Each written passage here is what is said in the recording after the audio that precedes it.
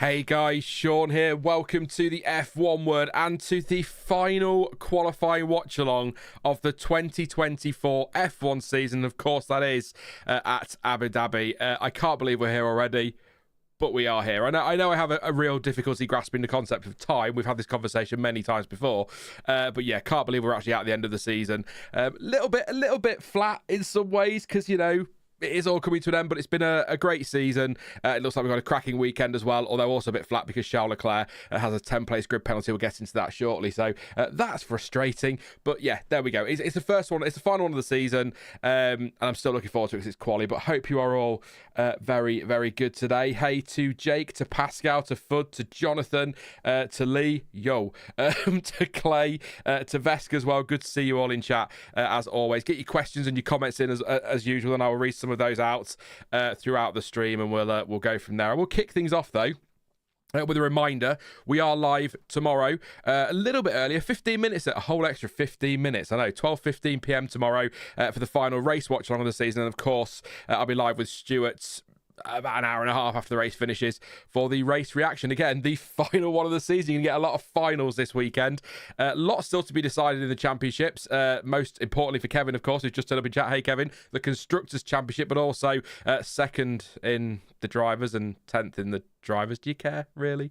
Drivers, well, bonuses and all that, but I'm sure you don't. So make sure you do like and subscribe before we get into the rest of the weekend. Lots to come this winter as well. I'm not disappearing after Sunday. We're live again on Wednesday with Stuart to look back at the season for our nice chilled post-season stream on a Wednesday because I'm going on holiday next week, or end of next week. So needed to get that one done. Of course, there'll be content through December, including winners and losers next Saturday of the season, and then some other stuff as well for the final few weeks of the year. There you go. Yes, right. So practice 3 took place earlier today. Again, I'll go through the order as I got distracted here and try to sort it out. I've got a slight technical problem, but I think everything's okay. But let's do the result. You'll tell me if it's not, I'm sure. Oscar Piastri fastest this morning. Looked good on race pace as well did Oscar yesterday. So hopefully it'd be nice to see him finish the season with a win. Lando Norris in second place to make it a McLaren 1-2. Basically 0.2 of a second between the two McLaren drivers. Lewis Hamilton third. I thought it was Max Verstappen third, but it's Lewis Hamilton third. He looked good on race pace yesterday as well, interesting enough. Max Verstappen fourth. He said if he can qualify inside the top 5 or 6, I think that'll be a good turnaround this year, or this weekend. So fourth would be pretty good for him there. Carlos Sainz, of course, like Lewis Hamilton, his final weekend with his team. He is in 5th place. The second Mercedes is 6th with Nico Hülkenberg in 7th and Kevin Magnussen 8th. I said on Thursday, bit of a mountain to climb for Haas this weekend if they want to overhaul Alpine. If they can do that, they've got a shot. 5 points between them. I think they need 6 because obviously Esteban Ocon's second place will count back as in a situation of a tie. So we do need 6 points if you're a Haas fan. 9th for Charles Leclerc again. 10-place penalty for him. Getting to that in just a second. Sergio Perez in look. It's not being confirmed, but I'm going to treat it as his final weekend. I've got some pictures tomorrow that I'm going to run through our way. We're doing the pre-session chat and all of that, or the pre-race chat. I've put Checo in there, final race for Red Bull because I think that it basically is, but there you go. 10th place, 11th for Yuki Tsunoda, 12th for Alex Albon, and 13th for Pierre Gasly. 14th for Jack Doohan, a second off the pace, and pretty much matching his teammate. I think that's a really cracking performance from Jack Doohan. Apparently he's in Esteban Ocon's unupgraded Alpine, basically. Apparently, according to Crofty. 15th is Fernando Alonso. 16th is Valtteri Bottas. His final race in F1 for now, by the sounds of it, unless Red Bull do something very surprising. Liam Lawson, possibly in his last race for RB, one way or another, is 17th. Lance Stroll, 18th. Zhou Guanyu, 19th. And Franco Colapinto is in 20th place. So there we go. They are your 20 drivers from practice 3 this morning. Yeah, just on Charles Leclerc. And that's what I was trying to do. I was trying to open up the FIA decision document. I think a little bit frustrating. Obviously, as a Ferrari fan, it's probably... I don't like to write a title off before we get into a race, but I think it might be a bit tougher now than it already was. 21 points between Ferrari and McLaren in the championship, and Ferrari need a big weekend. And they're already on the down, really. Charles Leclerc took his 3rd energy store of the season. Of course, that is a breach of Article 28.2 of the sporting regulations. And so he will serve a drop of 10 grid positions for the next race in which he participates, which, all being well, will be tomorrow. So even on pole position, he's going to end up 11th. So really what Charles Leclerc needs to do today is get pole. Ferrari could really do with Carlos Sainz second, so that when Leclerc takes that 10th place drop, Sainz inherits pole position tomorrow. But I'm not very confident, let's put it that way. I was kind of excited for it last weekend. I thought coming into this weekend maybe there's a chance, but of course you never know. The Ferrari looked pretty quick, but they've looked quick on a Friday before and been disappointed the rest of the weekend, so there you go. I'm hopeful. I mean, I did put a poll up on the race watch long. I have to change it because I put it up too early, so I'll have to redo that one. But I did ask who you think is going to win the Constructors Championship. I think McLaren probably the favourites here. Nothing to get. It'll be nice. Again, I said it on Thursday. It will be nice for McLaren to end their drought, so I'm not going to get too, no sour grapes about it from me, but I kind of really want to see Ferrari do it.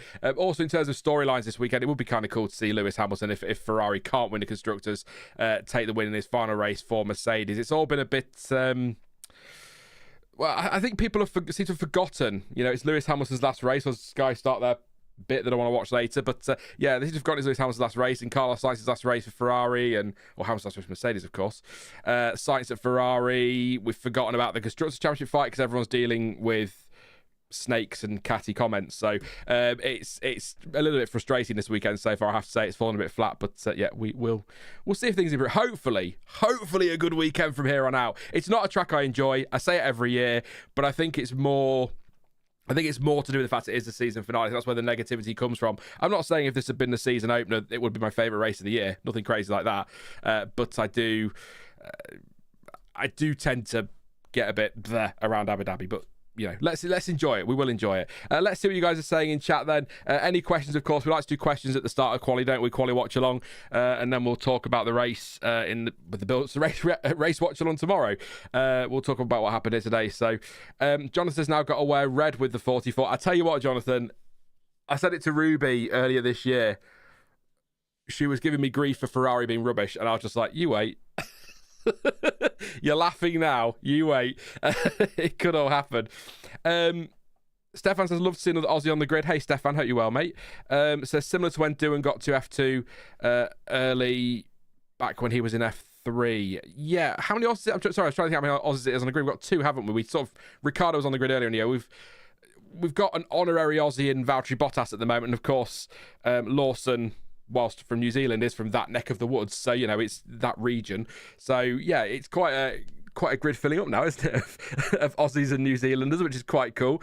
So looking forward to that. I mean, Stefan, I like Oscar Piastri. I like him a lot. So hopefully cracking season next year. I think I've sorted the issues I was having. Sorry if that was a bit rambling, a bit all over the place early doors, as opposed to the rest of my content, which is rambly and all over the place, but just trying to sort out a little issue there, but it seems to have sorted itself. Still getting used to the new PC. Odds for a Lewis win? No idea. Probably an outside. He had good race pace yesterday, so maybe we'll get to see that hopefully. Hulkenberg and Bottas were confirmed for the post-season test with Sauber on Tuesday. They are indeed, which is not really surprising. And of course, that's why Ocon isn't here this weekend. If you missed that in the preview on Thursday, missed that last week or end of last week, it was confirmed Ocon is not going to race this weekend. Nico Hulkenberg says something interesting. Not Hulkenberg, Rosberg, sorry. He's not on commentary this weekend. Nico Rosberg says something interesting in the comms today about how Ocon had been replaced because of his performances, and I think the official line is because he wants, and everyone seems to understand, is because he wants to do the test for Haas, and so that's why Alpine decided to come to a deal with him that he would step down to let Jack Doohan take the seat this weekend, and then he could do his test for Haas. So I think Nico Rosberg may be stirring things a bit or not understanding what's happened there. That's fair enough. He might have some contacts I haven't, which he probably will have some contacts I don't have. So that's probably why he's come to that conclusion. But yeah, shame for Ocon. I'm a little bit gutted for Ocon, actually. I think he gets a lot of stick. I've said this so many times. He gets a lot of stick. I think some of it's probably justified. Most of it isn't. I feel like in F1, we do want to get on this road. Why not his final race of the season? I think his face doesn't fit, and I think that's part of the problem with Ocon. And I kind of feel like he deserves a bit more credit than he gets for things he's achieved, bearing in mind the podiums he picked up with the Enstone team, the win at Hungary, the brilliant drive in Brazil this year. Finds himself on the sidelines because he'd rather look ahead to next season, which I sort of get. And I'm a bit disappointed for him, and it's a shame for him, and I feel for him. But at the same time, if he wants to look ahead to next season, and that's why he wants to do the test with Haas, then why shouldn't Alpine look ahead to next season and get doing in that car? So I sort of get it. It's just a shame that he's not really there for the finale. But if you love your testing, he'll be there in the week with Haas, and I'm sure you're all very, very excited about that one. Do you buy into the theory that they are worried about Ocon throwing on purpose because of the Haas moves to Stefan? I love a good conspiracy theory, Stefan. I think that's a very, very poor conspiracy theory. Not from you, of course. From wherever it's coming. I don't buy into that at all. No. Aside from anything else, he doesn't benefit, does he? I mean, yes, all right, Haas gets some more prize money, but he doesn't benefit from that. And if there's a bonus for the drivers for a certain position in the Constructors Championship, he then takes himself out of that for Alpine. And you have to remember as well that he'll get more wind tunnel testing time next year at Haas if they're further down the championship. So I don't buy it. I don't buy it at all. But there you go. Sucks Ocon isn't racing this weekend to put Stroll in P14 to make his season look even worse, says Joe Gallagher. Well, I'm hoping this weekend Bottas doesn't end up back in 23rd, by the way, but we are going to have 24 drivers in a 24 race season in 2024, which is quite exciting. So there you go. I know, Lee. I know Rosberg stirring is quite a surprise, isn't it? And if you have got the Sky coverage, Rosberg and Danica Patrick this weekend. Whoa! Are they treating you for the season finale? There you go. Yes, it can, Stefan. It can definitely run City Skylines too, and pretty much anything I want it to at the moment until all the games outgrow it. That's the way it tends to go. Yes. I'm not going to get into that too much. If you're on Discord, you've seen my view on that argument, and I'm not going to go into it on the stream for two reasons. First of all, I was going to, but first of all, I feel like if I start now, we're going to miss quali because I will be on a massive rant. And secondly, whilst it was on my agenda for the stream at the start of the weekend, I'm sort of sick of hearing about it because just Sky talk about it every 30 seconds and I just can't be bothered. So there you go. You can draw your own conclusions. I'm sure there'll be Team Max, Team George and Team Grow Up, the pair of you. And that's the end of that. Bang their heads together and time to pack it in. I'm sure that people will agree with that point. But that's kind of it, really. I can't. If I start ranting now, Kevin, we'll still be here. We'll miss quali and it'll all be over. And I want to watch the final quality of the season. So it's an interesting theory as well on the Ocon stuff, but I don't think that's going to happen. I've got a question for you guys in chat, and a very quick yes or no will do for this one. As soon as he's on screen, I'll ask the question. Do you... The latest rumours are it's Perez's final race. He will be gone from Red Bull. If not announced tomorrow, it'll be next week. Lawson saying he'll know his future next week. Hadjar saying in the next 2 weeks. So it sounds as though it's going to be Verstappen and Lawson at Red Bull and Tsunoda and Hadjar at RB. That could all change by Monday because you know what this is like. Do you believe Perez is gone? I'm asking as a fan to other fans, fan to fan. Do you think this is it for Perez, or do you believe? Because there are some out there who think, I will admit, mainly Perez fans, that he's still going to be on the grid next season. He's absolutely adamant he's going to be there next season, and his fans seem to be saying, look, he's saying he's staying, so there you go. But I feel like I hate the phrase "there's no smoke without fire" because it's not actually true. It's a real one of my many pet peeves in life. But I feel like that rumour's there, and it's been there a long time, and I can't see how he's going to be in F1 next year. He has cost the team the Constructors title. I mean, they haven't helped, of course, with their difficulties this season with the correlation issues with the car and between car and wind tunnel. But, Max Verstappen still won a world championship. And again, for the millionth time, I know Verstappen, Perez, totally different level of drivers. But he shouldn't be where he is. It's as simple as that. So yeah, just very simply, do you think he's gone? Do you think it is done? Michael says yes, it's the car, but it's not. It's the car, not Perez. It's both. It's both, Michael. I will stand by that. I was going to say till the day I die, but I'll probably forget about it by next year. But which is slightly it's a bit of both. But Max Verstappen's had a crap car as well at times this season, and he still managed to pick up podiums and wins. Different talent levels, like I say. But Perez. The car last year was dominant, and Perez still had a really big slump like this, but obviously recovered from that a little bit to keep the seat for this year. But it's a bit of both. I'll never believe when a driver is struggling, it's 100% the driver, and I'll never believe it's 100% the car. I think there's a mixture of both in there. Annette says yes. Clay, hey Clay, says yes. Stefan says, I love the guy, but he has been worse than bad. I was a Perez defender up until mid-season. We've been defending Perez a long time, as you'll know, Stefan, on the channel. It's one of the things we do a lot and get a lot of criticism for, but even I kind of gave up, probably around mid-season, actually. Pascal says, yes. YouTube, says, if Red Bull doesn't get rid of him, it says something about their ambitions as a team. Joe says, yes. Kevin says, Checo should have been gone 5 races ago. I would have replaced him with Danny Rick, who definitely wouldn't have been that bad. You know my views on that, Kevin, I'm sure. Jonathan says, if I was a Perez defender until like 3 years ago, it's embarrassing. I've read Michael's one out. Harati says, I hope it's all, but it will be gone. It is painful. He will be gone, sorry. It is painful to see. Annette says, it is getting painful. Jonathan says, at some point when we're going to stop blaming the car when it's a combo of both. John says, if he keeps his seat, hey Jonty, sorry Jonty. In my opinion, it confirms that he's throwing on purpose for Red Bull to get 3rd place in aero time. They've learned it's hard with less time this year. Jonty just rocks up with some sort, not necessarily a conspiracy, but a theory like that makes my mind go, hey, hang on a minute. Especially if he rocks up and wins in Australia, and then I'm going to be like, right, Jonty, sit down, we're talking about this. You know something, you must do. Marta, hey Marta, hope you're okay and having a good Saturday. Six says, it is the car, and there's a massive problem between the seat and the steering wheel. Valentine says, yes, will definitely be gone. Annette says, not much else to say, it's true. Sam, hey Sam, been a while since I've seen you, Sam. I think it might be last week, actually. I don't know. But a few articles saying Lawson will replace Perez next year. He deserves a chance at the big team. Jake says Lando again and again. Why not? Kevin says, but replacing with Danny Rick would have given more time for Lawson at RB. Yeah. Look, maybe I'm in the minority here, but I feel like the decision was made on Lawson a long time ago that if there was a seat at Red Bull, it was going to be Lawson's. I don't know. He's very Red Bull, I think. He would just fit in quite nicely. So that's there. Without all the politics, that Sainz's seat is such a shame. Max and Sainz would be an epic lineup. I'm going to do the line. I want to sit down with Christian Horner at some point because I want to ask him if Carlos Sainz, internally is seen a little bit as the one that got away, because that's how I view him at Red Bull. I know there was some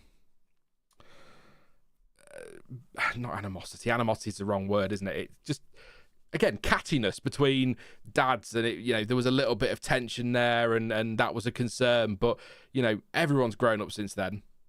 Well, most people have grown up since then. So I'd like to think that they'd be able to race professionally, and the dads could be professional as well, and the team could deal with any potential animosity there, or whatever we're calling it, tension again, let's say. But I think, look, not grabbing Carlos Sainz when he was available for free is still bonkers to me. But equally, as a Liam Lawson defender and hyper and I guess fan in many ways, I also think Yuki Tsunoda should be in that seat next year alongside Verstappen, but there you go. I tell you what, though, Verstappen Lawson could be a lot of fun next year. It really, really could. It's the only thing that makes sense, to be honest. It can't be money. Exactly, John. The money thing's true. Red Bull don't need his money. It's nice to have a bit more, of course, and he probably doesn't need the money either. So look, I will buy into your theory, and I will lay in bed tonight thinking about it all night, and I'll come back tomorrow, tinfoil hat on and everything, with the greatest conspiracy you've ever heard, I'm sure. Did anyone else watch F2 earlier, says Pascal? I did. I'll not spoil it too much for anyone who hasn't, but another different winner this year. What a season F2 has been. And we do still have a title decider tomorrow, which I'm very much looking forward to. I'm not sure what time it's on tomorrow, UK time, so I might have to get quite early to watch it. And by the way, early is like 10 a.m, so, Joe says Jonty has inside info. Michael says Gazzy before RB equals good, at RB bad, after RB good. Same for Albon, Perez as well. I don't know, Michael. I no. I think if you put Perez in a midfield team, he'd do fine. But I think that's kind of where he is anyway. But look, I'm not going in. You know, Michael, you've been here long enough, mate. I'm not having to go at Perez. I don't like to go in on any driver, really.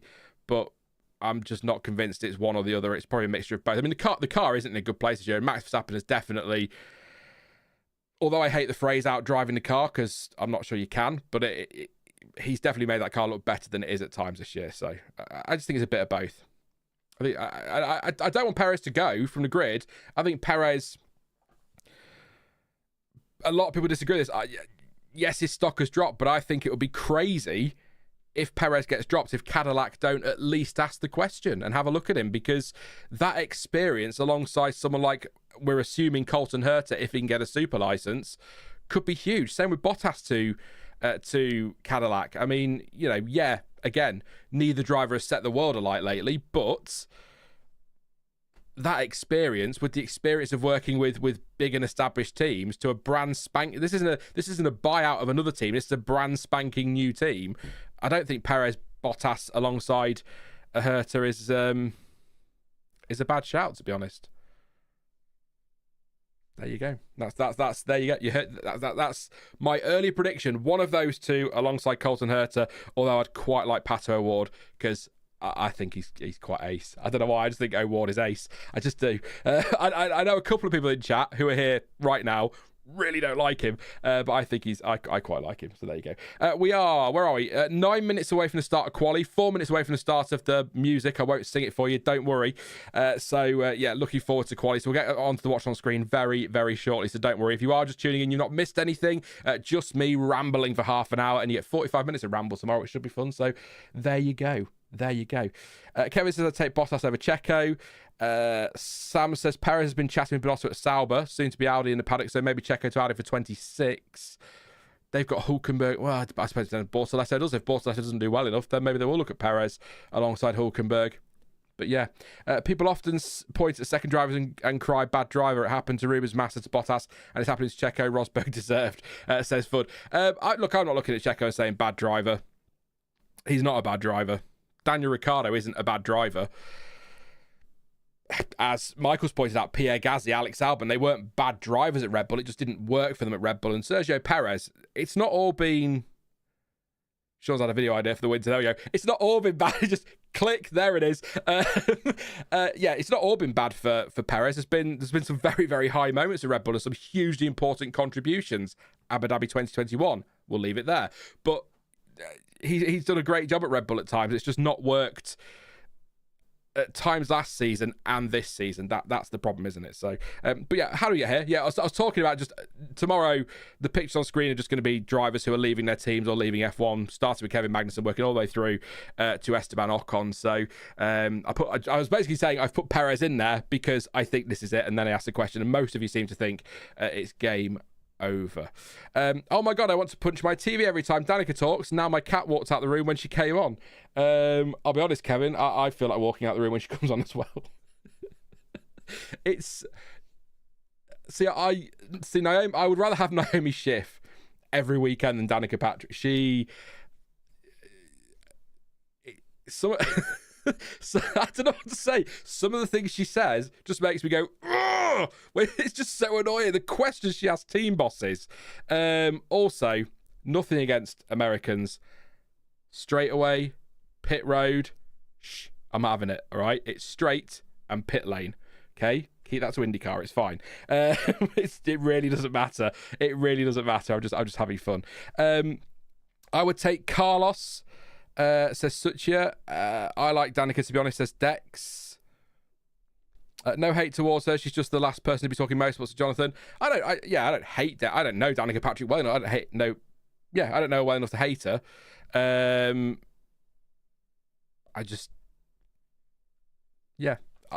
then let's move on because I don't want to get start slandering Danica Patrick for no reason. John says Checo keeps his seat because he controls the team as one of the lizard people. There you go. There's your confirmation. And that's actually one of the things on Sergio Perez. Back to him very quickly. Let's never forget that he's part of the reason that Force India are still here. They're not Force India anymore, but you know what I mean, how that team survived. So never forget that, what he did for those people at Silverstone. So our contribution to F1, sorry guys, says Michael. Not sure that is Michael. I missed something. You might be in another conversation, so apologies if that's that one. Jensen cannot stand her and it's incredible TV, says Kay. There's some memes going around of that. There's some looks at his eyebrows raised and things like that. So I'm just literally gonna read your comments as I'm now setting up multi-viewer. So you know what's coming. Random rambling. I love cheese. Anyway, yes, where are we? Watch live timing. Here we go. Oh, why aren't we loading? There we go. Sorry. Yeah, so any questions super quickly? Quali is just a few minutes away. Again, sorry it's a bit rambly. I had the tech issues earlier I was trying to resolve, and now I can't seem to get this to work. There we go. There you go, Sean. No stress. We're working. It's all good. If you haven't got multi-viewer yet, get multi-viewer. It's a godsend. Well, I say godsend. It's not a godsend. Somebody spent a lot of time developing it. It's nothing to do with any kind of religion, but you know the phrase I'm on about. There we go. Hopefully, we're going to get a cracking session. Who's your prediction for pole? One surname in chat. I am going to stick with my prediction from Thursday, which was... What was our prediction on Thursday? Leclerc. But Piastri for the win tomorrow, I think I went with. So Leclerc for pole. But of course, obviously, that won't be pole. It'll be P1 in quali for him. And then drop to P11, which will suck. Absolutely suck. But it's okay. He could come back from P11. Tricky track to pass on, but there are opportunities. Specifically, really, the chicane at turn, what's now 6 and 7. The music's kicked in, by the way. Right. Very quickly, I'm going to do it. Very quickly. Sky have been talking all weekend about how much better Turn 9 is now. And whilst I agree that Turn 9 at Abu Dhabi, the reprofiled one, is a better corner to watch cars around, removing that awkward little chicane did remove an overtaking opportunity. And I'm very 50-50 on it. Turn 5, I think that's a good change. Getting rid of that stupid chicane before Turn 5 was a very smart move. I really, really do think that. And that we were calling for that for years, weren't we? But Turn 9, I think... Whilst it was tricky to pass there, we often saw cars going for it in there, and if there wasn't contact, then we were seeing brilliant overtakes. So it is nice to see cars around the outside of 9. It is great to see the cars in Turn 9, but I'd rather have that chicane. That's my point on that. I think I've made it before. I've made it again. Let's head over to the watch very quickly then. I'll do this very quickly. Sam says Verstappen, Nick says Norris, Sauber Q2 for Pascal, Free says Piastri, Annette says Piastri, Michael says Norris, Clay says Danica for pole, Lewis for pole, Shrug says Jonathan, Richie says Piastri, and I'll not read that, Kevin.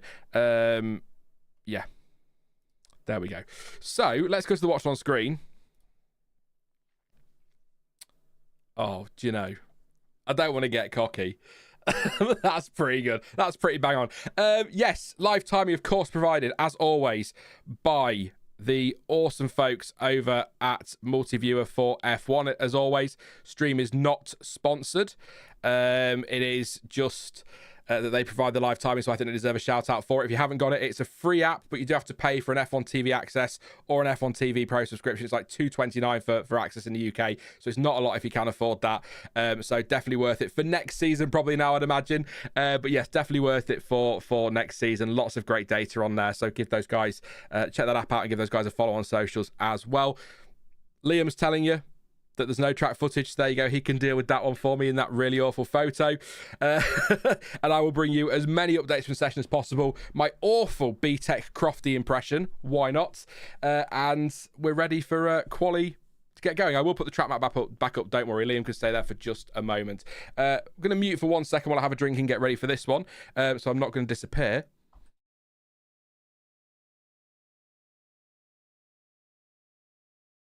There we go. We are ready for this one. Let's put the track map back up. Thanks for that, Liam. I'm talking to a photo of a guy I don't know. There we go. Sean has finally cracked. Finally. It's been coming for a while. Yes. Kaori says, morning, Sean. Morning, chat. Hey, Kaori. Hope you're well. Having a good one. Ready for quali. I better put some headphones on so I can hear Crofty. Daniel says, Robot Wars for pole. Oh, yes, Daniel. If you're going to be here for testing, mate, get your questions ready for Robot Wars. I'm sure we'll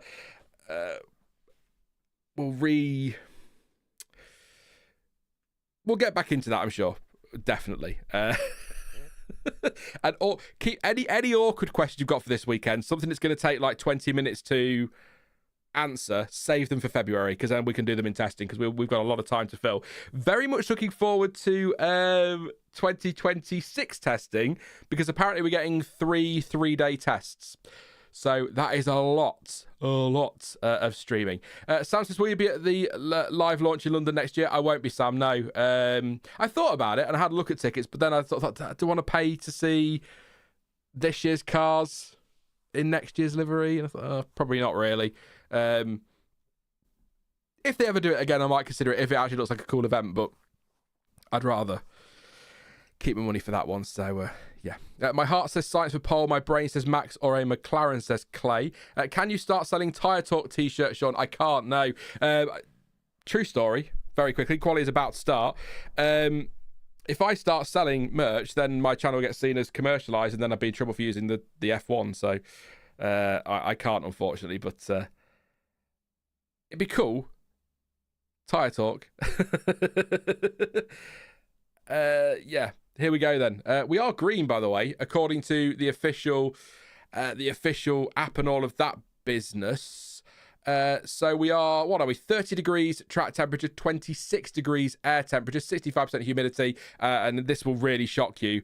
No chance of rain. I know we had rain here a few years ago, didn't we? A bit of drizzle, which did nothing to affect the actual race itself, but it did get us all going, oh my God, even though we all know it must rain there at some point, we seemed shocked by it, and that was, there you go. So no risk of rain for quali, as we look at Nico Hulkenberg in his final weekend, of course, for Haas. He's off to Sauber for next season, which I'm very much looking forward to, actually. Hulkenberg in an Audi when they come in and win everything. Does it ever rain in Abu Dhabi, says Nick? I'm sure it does. If anyone knows, I can't see how it doesn't at some point. Just not for a race weekend. We had that drizzle one year, didn't we? Was that 2019? 2018?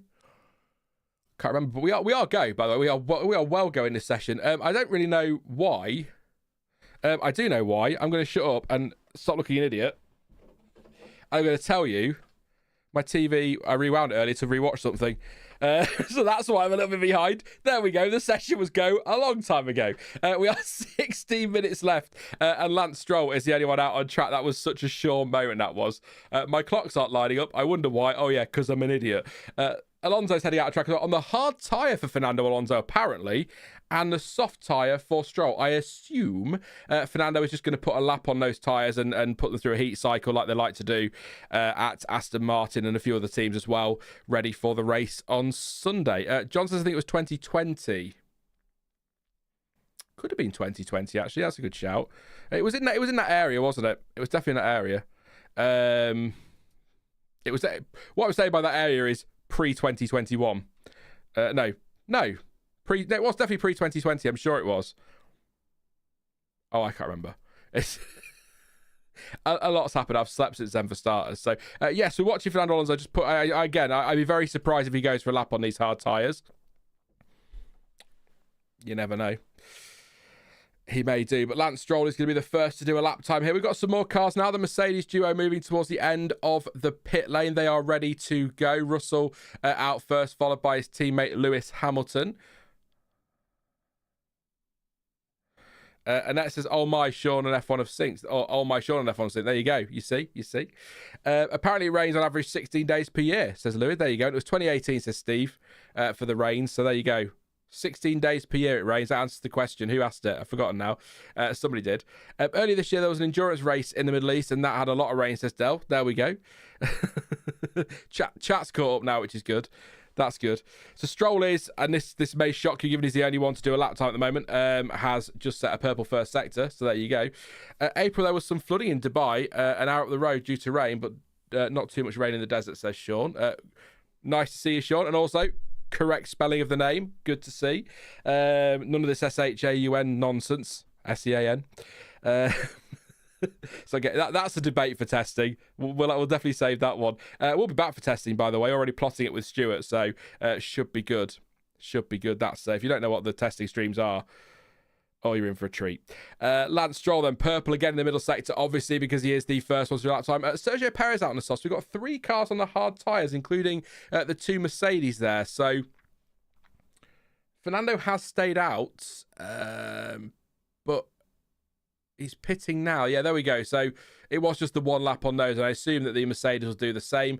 Perez out there, Colapinto and Albon too. Most drivers will be out on the soft now, and I assume that Fernando, the 2 Mercedes drivers as well, will pit and put on the softs and go again. Stroll does a 24.366.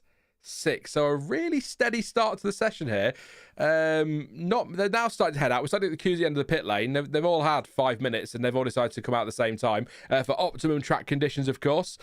Track evolution here, I think they put it number 4 on the Pirelli scale. So it is a thing, but we've had a lot of it. We've had F1 Academy, F2 as well, of course. We've had 3 practice sessions, so less of a factor here than, say, Qatar. We had the 1 practice session, but it's still a factor. So still best track conditions needed, obviously, for the final runs, and it could be a last across the line moment, but it also may not be.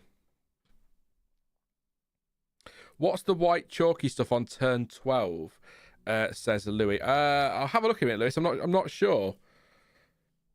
I assume somebody's gone pop there at some point, and they've just put some powder down to soak up any. But I'll have a look where they could wrap around that area. Is what I would say. I think the Arctic is a desert as well, says Kevin. Arctic roll is a dessert. I'm not sure about that.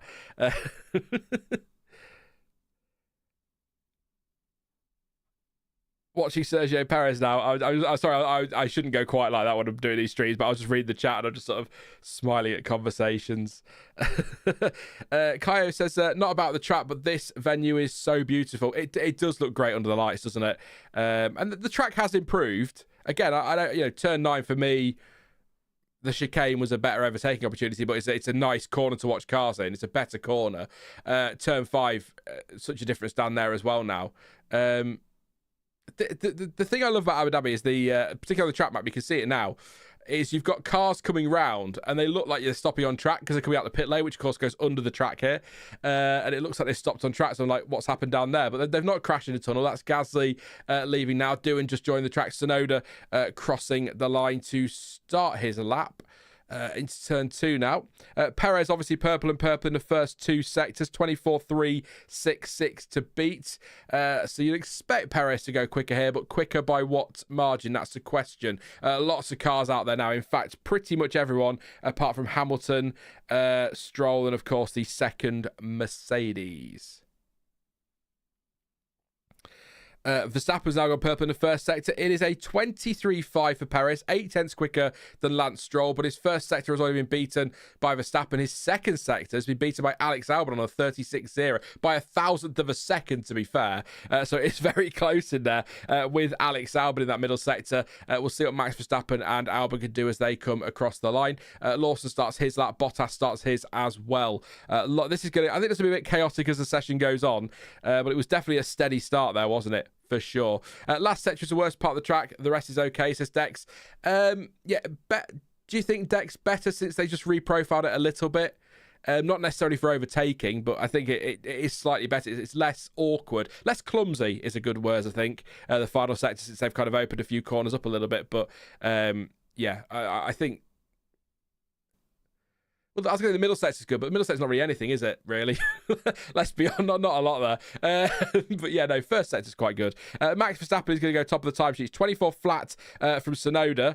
Perez lost his lap time, by the way. I'll check that in a moment. 1:23.5 for Verstappen. Perez lap time deleted for track limits at turn 1 on lap 3. That's his third lap, of course.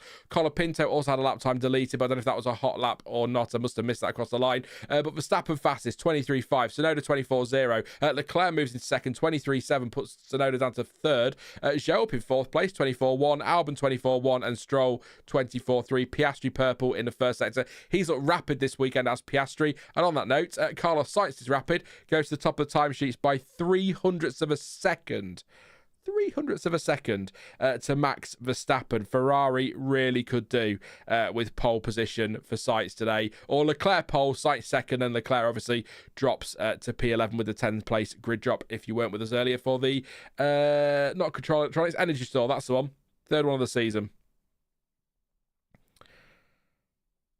Piastri, I was going to say Piastri's going to go quicker, but he's not gone purple in the middle sector. He is a 10th down, nearly a 10th, well, not quite really, on Carlos Sainz. Less than a 10th down, but he's still down.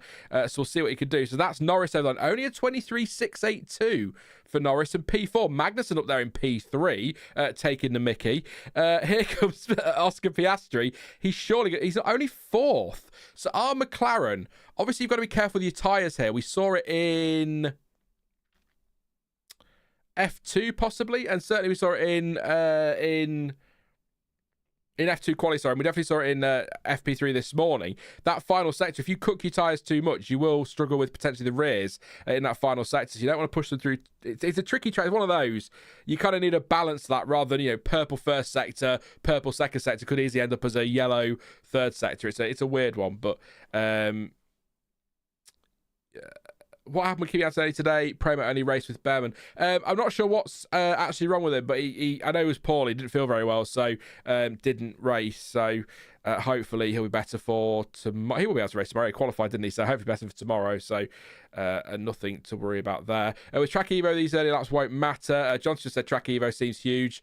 Yeah, no, very true. Like I say, it's 4 on the scale, I think Pirelli said.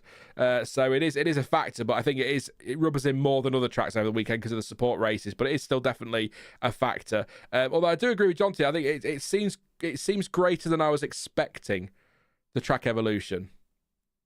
But I suppose this is, different conditions to much of the weekend, isn't it? This is only the second session at the representative time, I guess you could put it that way, really. So Perez is down in 19th place, by the way. His lap time was deleted. Colapinto 20th. His was deleted too. We're going to see a replay of it now as Perez comes through turn 1. And let's see. Was it close? It was close, but it looked... this will be a better angle. Only... I tell you, it's left rear. It's only just, really. Let's see what Colapinto is into turn 1. See what happens. Oh, yeah, he's a bit wider there. He's Colapinto, so looks like he was... Oh, yeah, he was way over, so no doubt there whatsoever. Confusing Media says, go, Yuki, go, Yuki, Yuki, go. There you go. Terry Crews there in the pit garage. Where is he? Can't see. Possibly Mercedes. I wasn't quite sure. I thought I saw a Mercedes mechanic, but there you go. I am rooting for my man Lando, says Stephen.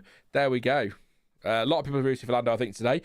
Please do subscribe, by the way, if you are new. I know it is the end of the season. We've got the race watch on tomorrow and the race reaction. Then, of course, we've got the midweek stream to wrap up the season with a little bit of a waffle. And, of course, videos throughout December, January. And then before you know it, it's February and we're testing streaming. And then we're off again for the season. We will, by the sounds of it, be doing quali and race watch-alongs next season as well. So make sure you subscribe so you don't miss the rest of this weekend, the rest of the year, and, of course, next season. Thank you to, is it Charlie's Amy Levine, thank you very much for subscribing. I will do shout outs today, as always, for those who subscribe and appear on Streamlabs. So please do subscribe and drop a like as well. 700 of you here, and only, I appreciate everyone, but only 39 likes. So likes and subscribes, please. We want those likes well over 100 again this weekend for each stream. That would be epic as we approach the final 5 minutes of Q1. So there we go. That's my YouTuber spiel. You'll get that throughout the stream because I will push it. We have targets we'd like to hit, so I'm not saying what they are, though. I cheer for everyone but the driver's winning too much, says Kevin. Kevin likes an underdog. There you go. Perez was 24.5, so without the lap delete, he will be exactly there. That is M. Harati. And excellent spots. I've got 23.5 for Perez. 23.559 for Checo, which, to be fair, does put him third. Is that right? Is that really a 23.559? Unless the timing screens are wrong here, the ones that I have here. Interesting. Colapinto and Albon. Oh, God, here we go. What a time to cut to Perez there. Colapinto and Albon with the track to themselves, and then all of a sudden, everyone all at once. Like the Truman Show. When he goes to try and leave and everyone... No? Cool. Where can you watch the race without a watch along, says the board person? You'll have to do some creative Googling, I'm afraid, the board person. I always say it, if I could, I would, but I can't show it. So you would have to do some F1 TV if it's in your region. If you're in the UK, it's Sky. Otherwise, like I say, there are other ways, but we'll not get into that too much today. Lumps, what's going on with Perez? Lap time deleted, but it was actually, Emma Harasi, just double checking that it is a 23.5. So it's fair enough, but it is a It is actually a time that would have put him third, so it's not a bad time. So Perez has got the speed. Can he deliver it under pressure, though? Oh, kicking up some dust there from Colapinto. Nick says, lol, literally just watched the Truman Show last night. It's a cracking film. And Carlos Sainz, Sergio Perez's time will be reinstated. They have decided that was not a track limit. I thought his left rear was just over, but obviously they've got many more angles than we have. So Sergio Perez, in a second, will hop from 20th place and no lap time to P3 on a 23.559, and there he goes. There you go, Checo. Good stuff. I like that. I know we've seen it a few times. I thought earlier in the weekend we saw it in practice, I think. I do like it when, somebody gets a lap time deleted and then the stewards are able in the session to hold their hands up and say, oh no, that was wrong, we'll reinstate your time, rather than having to investigate it afterwards and mess around. So there you go. Sergio Perez up into third place. They're going to show another... this is the unsafe releases potentially in the garage.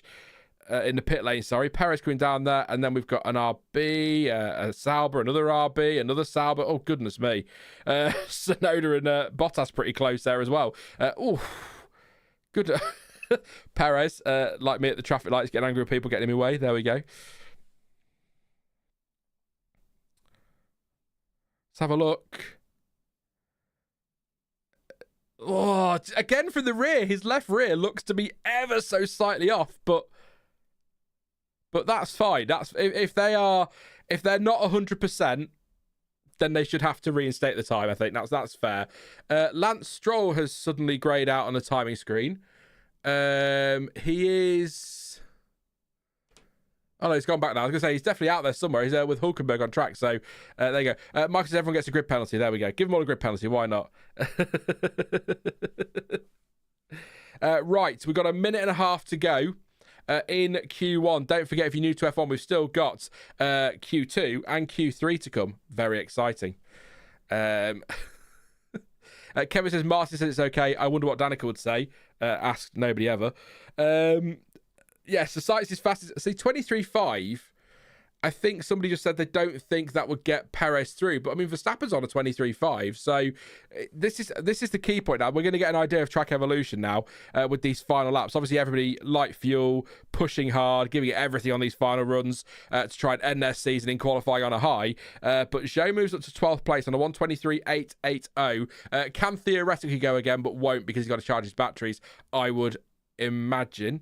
Bottas improves to faster. Well, there you go. There's your track evolution, Jonty. There you go, mate. 123.481 for Bottas. He goes fastest. I think left rear went off, but front left was back on by then, says Jonty. Possibly, yeah. Good point. Yeah, that's a good shout.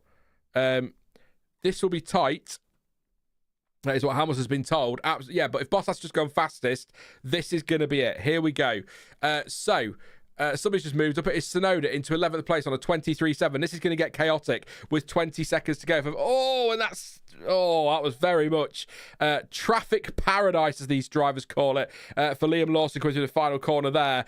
Russell dawdling on the line, but just got out of the way. Zhou drops down to 15th place. Stop it, Sean. Albon is 40th. Williams have got penalties this weekend, of course, gearbox penalties, so that'll be why maybe they've not bothered. Gasly moves himself up into 4th place with a cracking lap for Pierre Gasly there. Good stuff. Leclerc goes fastest on a 23.3. Bottas is still second. Leclerc was first car to the line. Was that Jack Doohan's family, maybe? I'm not sure. Gasly's family? I only caught a glimpse there. Got a slow RB getting out of everybody's way. Albon is a driver at risk, and with Hamilton, Doohan, Alonso, Colapinto down there. Or Colapinto won't, of course, he's already done his lap. But yeah, there's a chance here Albon's getting knocked out. Russell needs a lap down in 14th place. I think the RBs might be in trouble here. I mean, Norris is 9th and taking the checkered flag. Purple first sector, personal best middle, not a great final sector. So they obviously feel like they are safe there, which is fine because Piastri's in as well. Verstappen's in. Leclerc and Bottas is still second. So the track did ramp up a little bit to give Bottas the opportunity to be second as Alonso goes 15th place. Russell only 9th, but he does get through. And Lewis Hamilton in his final race weekend for Mercedes comes to the line only 18th.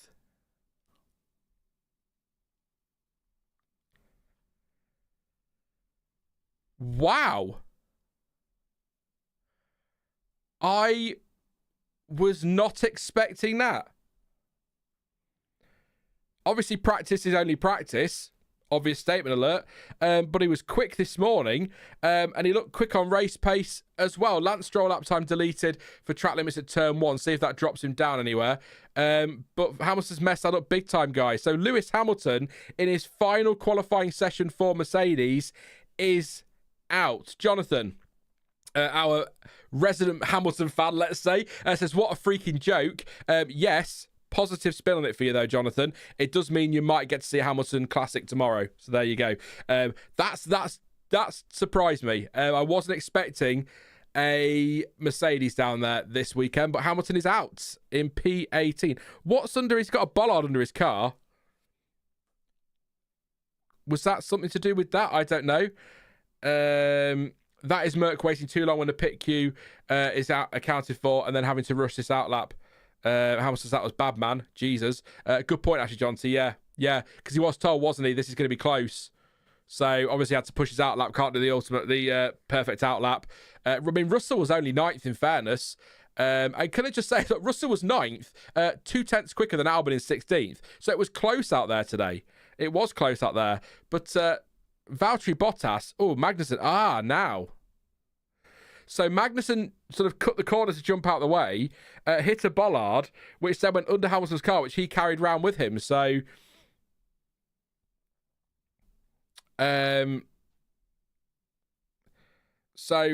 whilst he won't have had the perfect preparation on an outlap, that will affect aerodynamic performance. Obviously, it's a massive bollard under there. So, there you go, Jonathan. What a load of bollards. Just for you, mate. So that's possibly... Well, that is definitely why he's... or one of the reasons why he's down there. But he said he wasn't very happy anyway with his lap. Not the great preparation. So, Charles Leclerc was fastest from Valtteri Bottas, Carlos Sainz, Max Verstappen, Pierre Gasly in 5th. 6th for Perez, 7th for Magnussen, 8th for Piastri, 9th for Russell, and 10th for Norris. Less than 0.4 of a second separating the top 10. It is close in there. Hulkenberg 11th, Stroll in 12th place, didn't go any further down with his lap time being deleted.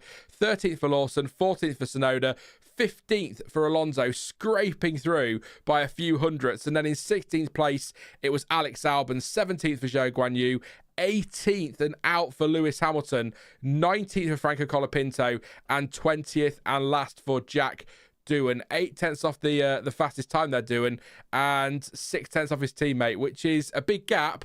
But all things considered, his first race weekend in a car that isn't allegedly fully upgraded, not horrific. But he is last, isn't it, at the end of the day? So there you go. 8/10 separating the whole field, 6/10 back to Colapinto in 19th. Again, it's close out there. Yellow flags there to clean up the bollards. And just to let you know as well, there are some noted things from the stewards. Let's have a look. Failing to follow race directors' notes for the maximum delta time, so that could go either way, Magnussen and Perez, but also they are going to investigate that after the session. So again, there could be mitigating circumstances there, getting out of driver's way. You know, for example, we saw Magnussen there, didn't we? Pretty much stopping to get out of people's way. That could affect the delta time, so he may get away with that. So there you go. We're not getting into that too much, but they are clear at the bollard and all that business. So that's why you can see things flashing up on the screen. But that is Q1 done. Next up is Q2. Big surprise there for Lewis Hamilton. Again, don't forget to subscribe if you are new. Please do subscribe. That'd be huge for the channel if we could do that today. Get lots of subs in this weekend, ready for the winter. I'll do some shout outs as well for those that appear on Streamlabs, which hopefully is working this week. So please do sub and drop a like as well. We're 19 away from that 100 mark. 1,000 of you here. Please do drop a like as we prepare for Q2. Yes, like I say, get your subs in. I can do shout outs now quickly. And then, of course, in between, the gap between Q2 and Q3. We'll leave the poll up for now as well for you to vote on if you want to. But we will take it down before we get to Q3 because I'm not having you voting on who thinks you get poll when we already know because that's kind of pointless. Lump Sum says it's just Q1. You overhype everything.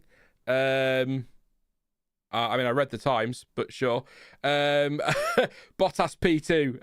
I'm guessing you're saying because we're getting excited about Bottas being P, or the chat are getting excited about Bottas in P2. It is only Q1, but it is still a great. I mean, that's a cracking lap from Bottas, to be fair, to split the Ferraris at the front. So I think that's pretty good. But I'd be Let's put it this way. Lump Sum. I'd be very surprised if he's front row come the end of Q3. If he is, we'll both eat our words on that one. It'd be quite a shock, wouldn't it, if he did that one? Robert says, literally had a ball thrown at him and was behind 6 drivers. Yeah. Unfortunate, really, isn't it? I mean, that's nothing but bad luck. Really, isn't it? You know, you're coming around a corner, Magnus is getting out your way, he hits a bollard, which then goes under your car. Also, the timing of exiting the pit lane won't have helped, so the tyres won't have been where they needed to be. You know, people will go, excuses, but it's true. I mean, you lose aerodynamics. I'm just watching the Perez replay now. You're right, Jonty. Yeah, no, Jonty, you are right. His left front goes off, and then his right front goes off, but his left front is back on before... he gets, yeah, you're right, Jonty. That's exactly what it is. His left front is back on before his right rear goes off. So there we go. I know, Jonty being right, it's rare, isn't it? Just all the time. Thank you, Jonty, for dealing with that. I mean, just how sad and pathetic is that? But yeah, thank you, mate. I appreciate that. Get a life. Anyway, not you, Jonty, by the way. Yeah. So Perez said on the radio, he did call this, didn't he, when he was in the car, live?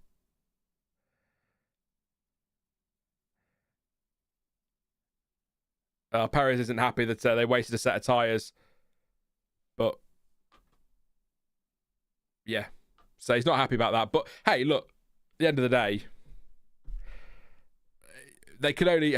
I'm sure the team asked a question to race control, but you still have to wait for race control. Because I tell you what, it is so close. That's not an easy call for race control. This is Liam Lawson. I mentioned this when we were live watching it, didn't I? And it's coming through his final couple of corners. He has to go through the middle of the 2 Mercedes, and he's going to stay on the radio. Goodness me, that was terrible. Flippity flip, or something, I think he said. It's his left front. It's his left front that comes back on just in time for Perez there. Russell said he was trying to get out of the way of Lawson and did as well as he could without going off the track. There you go. Yeah. I mean, you know. I'm not gonna say it. If you've been here long enough, you can probably hear in my voice exactly what I'm itching to say. But there you go. We are about ready to go. 30 seconds to go for Q2. I'm not going to read any of those out because it's just so silly. Track limit should be automated with Hawkeye or something, says Nick the Greek. I thought that was the point of the blue lines, to be honest, Nick. That little blue strip we've got now. I thought that was going to be handed over to a Hawkeye system or an AI system anyway, which I guess Hawkeye is really, isn't it, in many ways. But yeah, like goal line technology, that kind of thing. I feel like it could be done, but it's whether they're just trialing it this season, and we'll see if that becomes a thing. We shall see. There we go. We are green for Q2, not FP2. I nearly said it. Q2.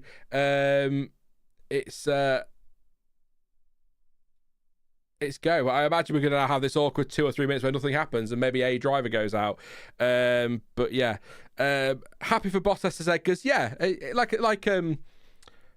I forgot, Lump Sum was saying, it's a bit early to get too hyped about it, but it's still a fantastic lap to get through into Q2 in P2. And if he's still there come the end of the session, that'll be absolutely incredible. But if you are just tuning in, as Angie is, hey Angie, says what happened. So Leclerc was fastest in Q1 with Bottas and Sainz joining him in the top 3. And we lost Alex Albon, Zhou Guanyu, Lewis Hamilton, Franco Colapinto, and Jack Doohan in Q1.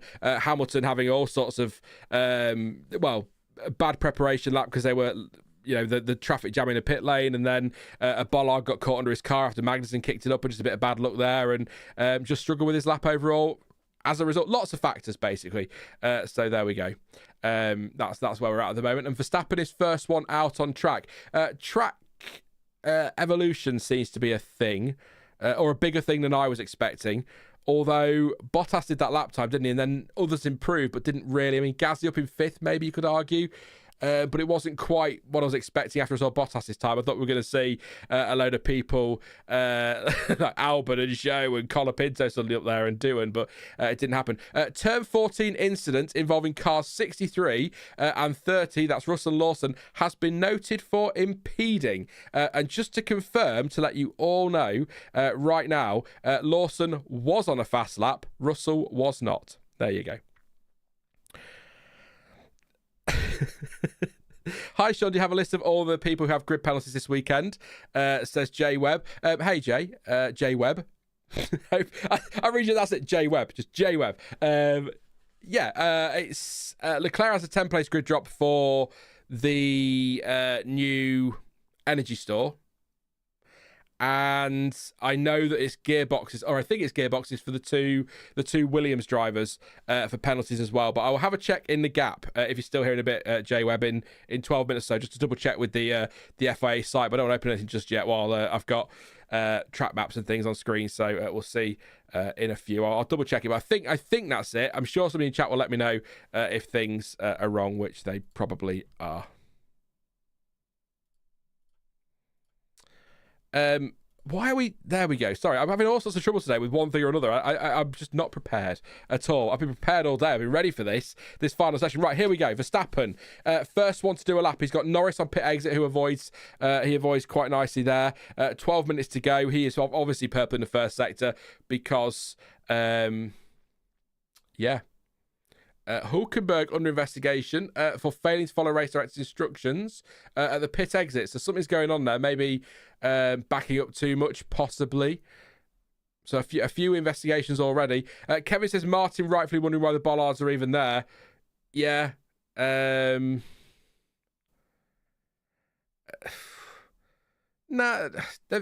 have always been a thing in F1. We've seen it before as well. Drivers get caught out by a bollard, getting stuck under the car or getting caught somewhere. There'll be a reason. There'll be a really great reason why they're there. But John says make them concrete and make it worthwhile. Bang. There you go. I've got to say, I'm not going to read the comments out because I just, but full English. You're making me hungry just with your name. I'm thinking, just go for some eggs and bacon and, all the stuff you get on a full English breakfast. There you go. Random point, but I missed breakfast this morning. I was too late up dealing with other things as well. So, do you know Spiak English? Says Aaron. I don't know if you're talking to me. Yes, because I'm speaking it. If you're talking to somebody else, I have no idea. I apologise for reading your comment out, but yes.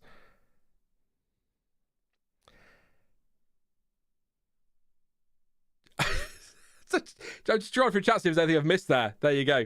Here we go then. So George Russell, half a second down on Max Verstappen in the second sector. We have got lots of cars on track as we approach the 10-minute mark. A bollard is definitely better than sausage curbly. I completely agree on that front. We've got Piastri just going past Verstappen on the... not really back straight, is it? But the long straight. Magnussen and Hulkenberg, they've been pacing this weekend, Haas. Like I said at the start of this, they've got a shot at Alpine this weekend, but Gasly also looks like he's on it. So they found some speed in the Alpine too.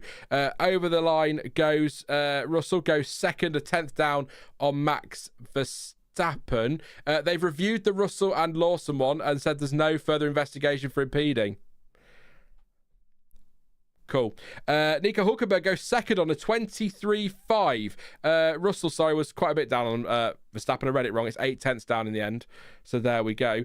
Norris purple in the first sector, but again, only green in the middle sector, which he will be because it's his first flying lap in this session. So that explains that one. But yeah, strange. Sainz goes second, 23.5. What's Norris going to do? Keeping an eye on him now. Perez starting his lap now. He has no time at the moment. Norris. Again, final sector. Oh, no, final sector's purple, so he lost a bit in the middle there to Max, a couple of tenths, and was about a tenth up or half a tenth up on Max in the final sector. So that was an interesting one to keep an eye on. Charles Leclerc came through turn 14 there and came across. Who is it? It's an Alpine, I believe. And good save. I don't think the Alpine's at fault there as such. He's going to say he was, but. He just loses the car. That is a heck of a save from Charles Leclerc there. If you're watching, you'll know. There you go. Piastri's going again, going for his that purple in the first sector on a 16.9, a tenth-ish quicker than Max Verstappen. We'll see what he completes here. He's got Carlos Sainz ahead of him, who should jump out of his way because I don't think Sainz on a hot lap. He is not. Tsunoda about to cross the line and goes third. Good lap from Yuki there, 23.4, 4 tenths down on the lead Red Bull of Max Verstappen. Pierre Gasly coming around the final corner now for his lap. Obviously, two persons the best, only 12th though on a 20.2. Interesting. Piastri coming through turn 14 now. I have to keep checking the track map because they did actually obviously reprofile and change the corner numbers around a little bit. It throws me off now. That didn't used to be 14. It is now. Piastri over the line goes third fastest, 23.1.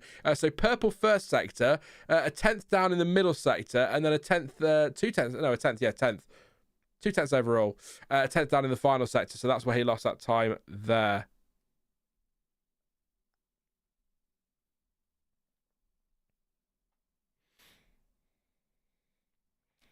Norris is second, as we know. Piastri third. Tsunoda fourth. Sainz fifth. Hulkenberg sixth. Russell seventh. Lawson eighth. Perez ninth. And Leclerc 10th. Charles. Come on, Charles. We can't have that one. Tyre difference says Freeze. Good shout. Yeah, Norris and Piastri both on used, as is Sainz, Hulkenberg, Russell, Perez, Leclerc, Alonso, Stroll, Magnussen, Bottas, and Gasly. Would have been much easier if it just said the only ones on new tyres are Verstappen, Tsunoda, and Lawson. But there you go. I went the long way round. Why not? I think the Red Bull seat will go to who has more sponsors, but Perez is deaf out. Says Seasighter. Alonso has been happy lately, hasn't he? Says Kevin. Yeah, he's been really happy. No complaints from Alonso whatsoever. Tongue in cheek. Kevin, you're just the right level of sarcasm. Just the right level. A little McLaren towing there, says Freeze. Yeah, there was something there, wasn't there? On the back straight together, or the long straight together, as we approach the 6-minute mark, or 6 minutes left of Q2. So just to confirm, in case you are just popping back in again, George Russell was noted for impeding of Liam Lawson, and they've now reviewed that and said no further investigation. Pit exit involving car 27, that's Hulkenberg, will be investigated after the session for failing to follow race director instructions. And we got a couple of drivers. I think Perez was one, wasn't he? Yes, and Magnussen for failing to follow race director instructions on the maximum delta time. Again, we don't usually. Sometimes we get, a one-place grid drop or something like that, but we don't usually see those investigated. So there we go. If you're expecting a Russell penalty, no. Lump Sum says McLaren might win the Constructors. They might. I think they're favourites here, aren't they now? Was that impeding there, Perez? No, I would argue he's out of the way there, but it's a bit... Sainz comes through 12. No.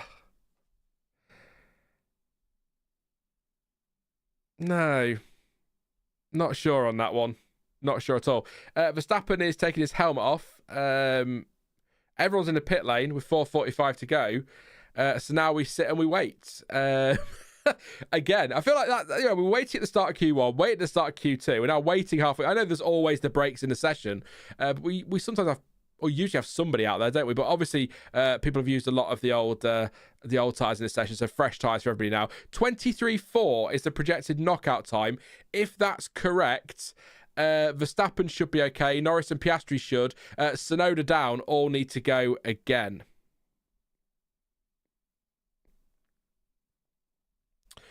I really wish we could have F1 TV here. I suppose VPNs, etc. exist, so you could do. But you know what I mean. Actually, legally, or whatever you want to say, actually have it over here as an option. I think that'd be really, really great, because, also, Alex, I found out this, I didn't realise this weekend, Alex Jakes' last F2 commentary, by the way. Just to wait for cars on track. So that's going to be emotion tomorrow, because I think for me, I know Will Buxton used to do the F2 commentary as well, but for me, Alex Jakes really is the voice of F2. Well, he is the voice of F2, isn't he? But yeah, no, I think he's sticking around to do F1 commentary. As we look at Charles Leclerc there, yeah, it's a shame. It's a shame, but as long as he's still on F1 TV and we still get him on the Channel 4 stuff as well, that's absolutely fine. But yeah, big fan of Alex Jakes. I think Alex Jakes and Alex Brundle should take over from Crofty and Martin Brundle when they both call it a day. That'd be cool. Right then, here we go. 3 minutes to go in the drop zone. Fernando Alonso, Lance Stroll, Kevin Magnussen, Valtteri Bottas, who was second at one point in Q1, of course, and Gasly are in the drop zone at the moment, the bottom 5. Leclerc is on the bubble. We're watching some replays in the pit lane now of people faffing about and not giving each other enough space. Almost contact there between a Aston Martin and what Leclerc is called now for Tauri, but is a V-carb. And of course, from next season, they will be using the tag Racing Bulls. They will be Racing Bulls, because that's what the RB stands for next season. So that's been sorted out pretty much. So there we go. Jolyon Palmer would be good, actually. Yeah, alongside Alex Brundle for Sky F1.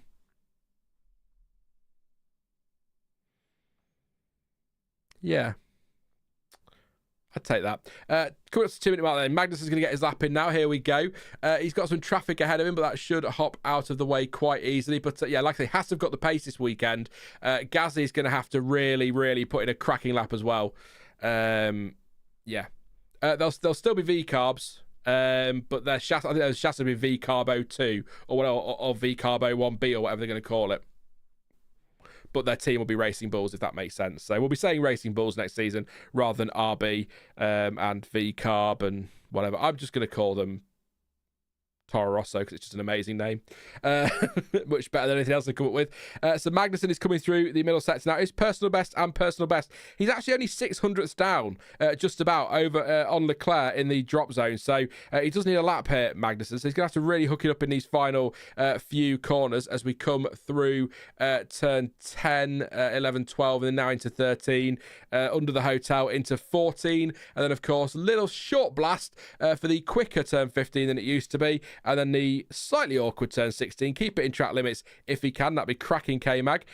Does indeed. Nice and easy there. Over the line he goes. And only 11th for Magnussen. He could go again, but only a minute. He's not going to get round, as he know he can't go again. No way. Unless he's going to keep pushing, but he needs to charge his batteries. Don't worry, though, Haas. Nico Hulkenberg's just gone second on a 23.0.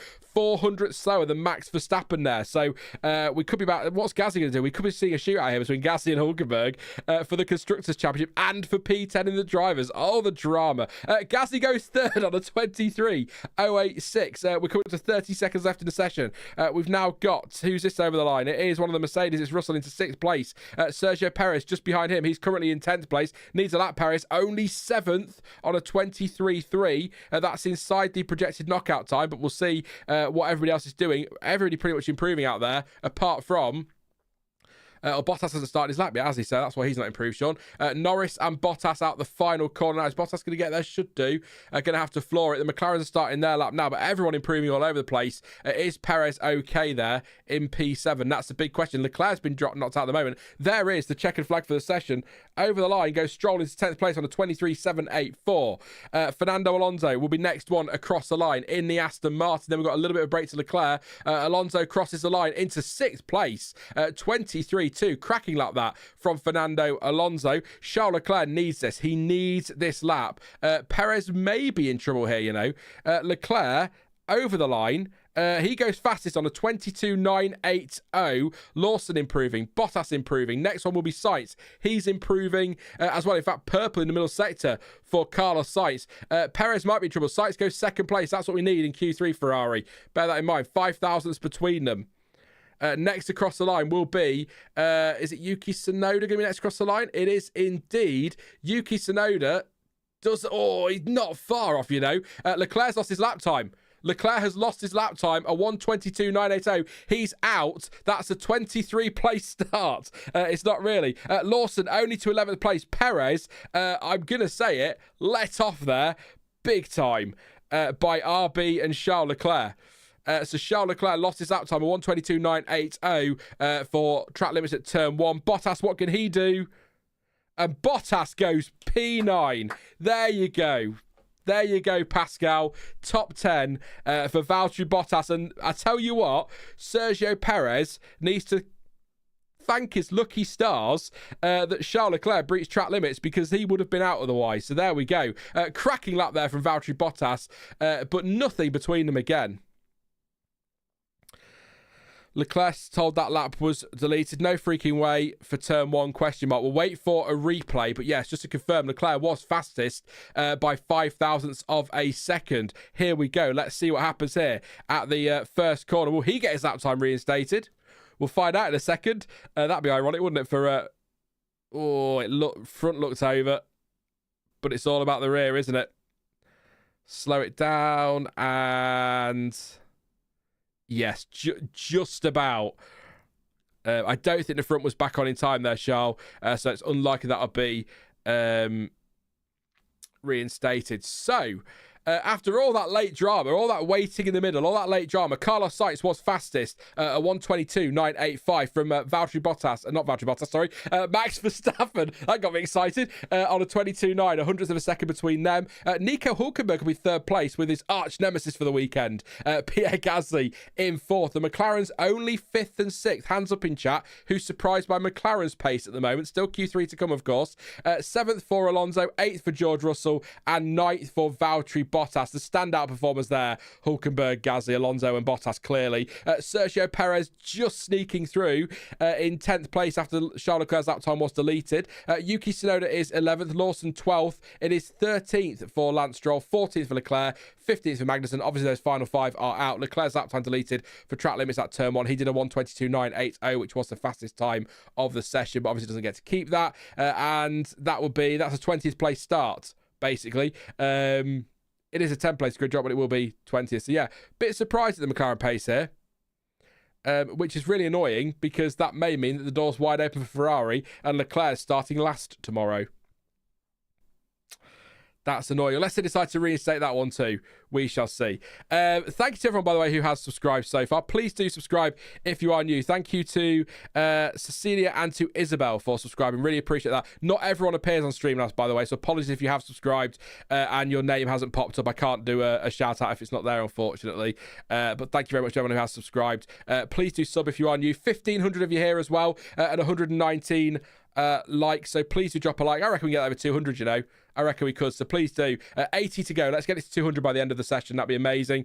So thank you for your support again, and subscribing. Appreciate it. We're aiming for targets. We've got targets to hit, and we're going to hit them. I'm determined to, so I need your help with that one. So please do, again, like and subscribe. That's the YouTuber stuff out the way for a bit longer. And I will do shout-outs, again, if you pop up in the Streamlabs thing, if you do sub. So appreciate that. I'm just going to refresh the stream because, you know, YouTube things. I think I mentioned it last week. It does this thing now. If I leave the YouTube browser window to go and look at something else, it puts you guys behind for some reason. I don't know why. It just does. So there you go. But yes, Valtteri Bottas surely stand out of the session there so far, along with Hülkenberg and Gasly. That Hülkenberg Gasly thing could be a lot of fun. Actually, it could be a lot of fun. Not surprised by McLaren. They set their lap on used tyres, says Magic Jack.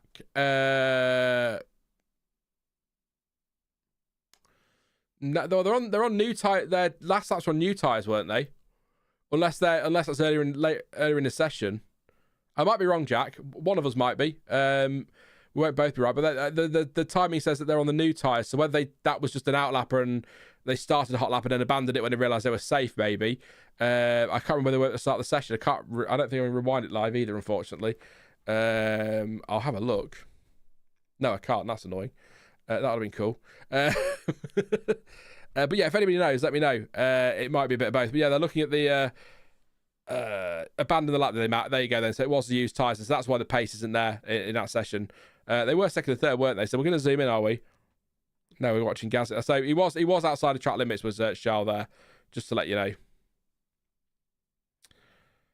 Thank you, Annette. Yeah, Annette confirming there as well that they did abandon it. Thank you to Jay Stahl for subscribing. Appreciate the support, mate. I will go back to Streamlabs a minute and check for anybody else and give you a shout out as well. Just watching these replays. But yeah, Charles was I mean, look, I say definitely outside. He was outside the track limits. It's not like he was 6 foot over the line or anything. It was quite tight, but yeah. Free says I'm still backing Piastri for pole. Well, my prediction's wrong straight away, isn't it? Because Leclerc's gone now, so it can't be him. Obviously, as a Ferrari fan, hoping for Sainz on pole. But yeah, you're probably right on. Just watch the replay of Hamilton's thing again. Yeah, you're probably right. I think McLaren will be in the mix. I missed that. I thought they'd done their laps, but they obviously didn't. So not surprised by the pace, as Magic Jack said. Absolutely expected on used tyres, I'd imagine. So there you go. Honestly, I think Perez was also over. Apparently, he was kept in by his sidewall, which I think is dumb. If they contact patches over, you're over. Look, again, Pete, there's so many different camera angles that the FIA have that we don't they? And I remember Seb Vettel at Monza a few years back now, where he looked so far over the line it was unreal. But then apparently from another angle, again, a bit of the sidewall just kept him in it, but everyone's like, but he's clearly over. It's like, no, the sidewall counts. So yeah, as Jonty was saying earlier, his left rear, his left front goes off and his left rear goes off, but his left front is just that sidewall is just backing contact, if you like, with the white line, or just enough over the white line before the left rear goes over. So again, I know there's a couple who really hate this phrase, but by the letter of the law, he wasn't over track limits. As you say, contact patch really should be the thing. But yeah, I'm hoping we get some more technology involved in track limits next year, so we're not talking about them all the time. So yeah. Hamilton chatting to Sky. Probably can't wait for this season to be over. We are green for Q3, where we're 10 seconds into it already. It's all the drama's happened. There you go. Hulkenberg first out there, and then we've got the Mercedes, and we've got Perez, and Sainz will be going out soon. Verstappen right behind his teammates. So all ready for this. This is for pole position. Here we go. 2 secs, chat. Just have a quick drink.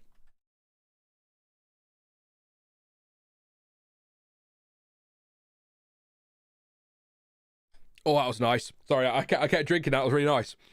Perfect strength level. There we go. Anyway, let's talk to Zach Brown. I think Crofty just said there that Verstappen in the mix, and Zach Brown kind of acknowledging that. But I'd love that, man. Aussie P. Let's have Aussie P on pole. Piastri pole and win. If McLaren are going to take the constructors, let's get Piastri a win. That'd be cracking. Another win. I just want his first pole. His first F1 pole would be great. Proper pole. Because I think he's had a sprint. Has he had a sprint P1 in qualifying before? Sprint quali? I feel like he has. I wish it was beer, Kevin. I've been buying wine for Christmas. Oh boy, have I been buying wine for Christmas.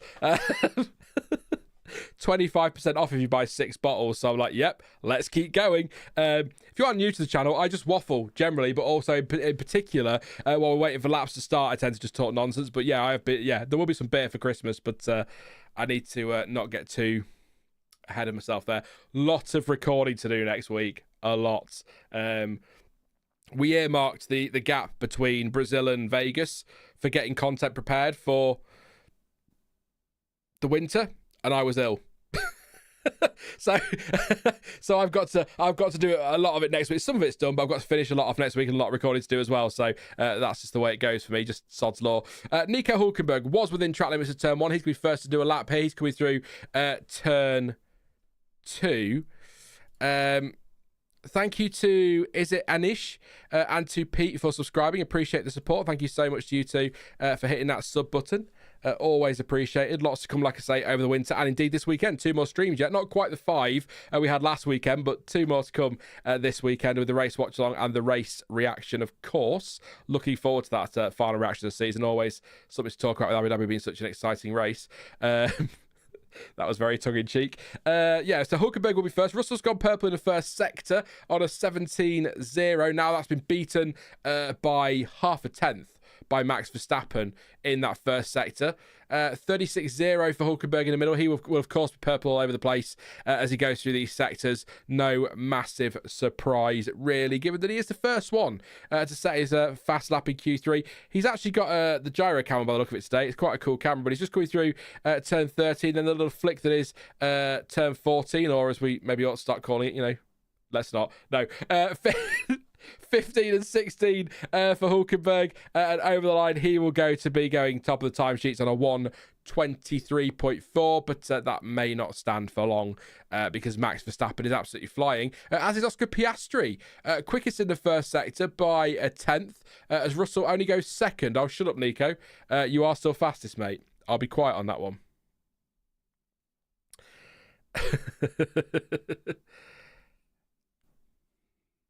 Verstappen purple, 0.3 quicker than...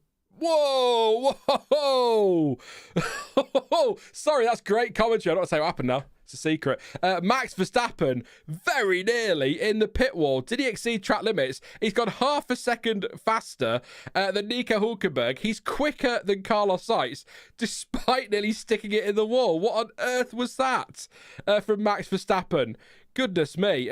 Dropped it on the exit, but we'll see. Or almost dropped it on the exit. Held that one. What a save. That exactly, Pete. Oh, my God, Max.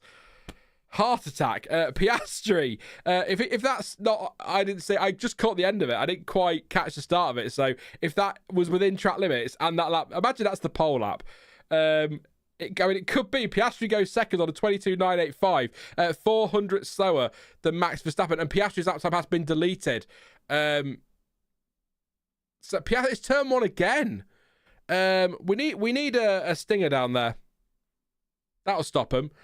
But yes, Max Verstappen is still fastest at the moment. 4 thousandths quicker than now Lando Norris, because Oscar Piastri, his lap time is deleted for track limits at turn 1. 22.9 was that time. So it's all about track limits. People were, Jesus Christ, Max. Absolutely. That was a little bit... Here we go. Let's watch this again. So he comes through 15. All good. Into the final corner, turn 16. A couple of bites in it. Back end steps out, keeps it planted. No worries on track limits there. That's a cracking save. They reckon he lost about 0.2 of a second there. Oh, 1 tyre on the racetrack. And Max Verstappen over the line. That's cheeky. If that, do you know, I want that to be pole lap. I want that to be the pole lap. Sorry, I just do. Sorry to Lando fans and Oscar fans, I'm sure, but that'll be quite fun because then we get to watch that over and over again for the rest of the weekend as we build up to the session. So there you go. Yeah, check your shorts, Max. Michael says wow as well. Quite a moment. Great save. Great save. Yeah, Alonso P6. Sorry, so we missed that one, didn't we? Up to P6 for Alonso. Bottas hasn't done a run yet. Used tyres, by the way, I should say. This is Piastri's track limits. No. Do you know, I'd argue... Do you know what? I'm going to rewind the skybox. It's rewind time. With all my Piastri bias, let's have a look. Well, if the sidewall of Perez is reinstated, let me know what you think, chat. If you're watching it now, I think Piastri's lap time should be reinstated there.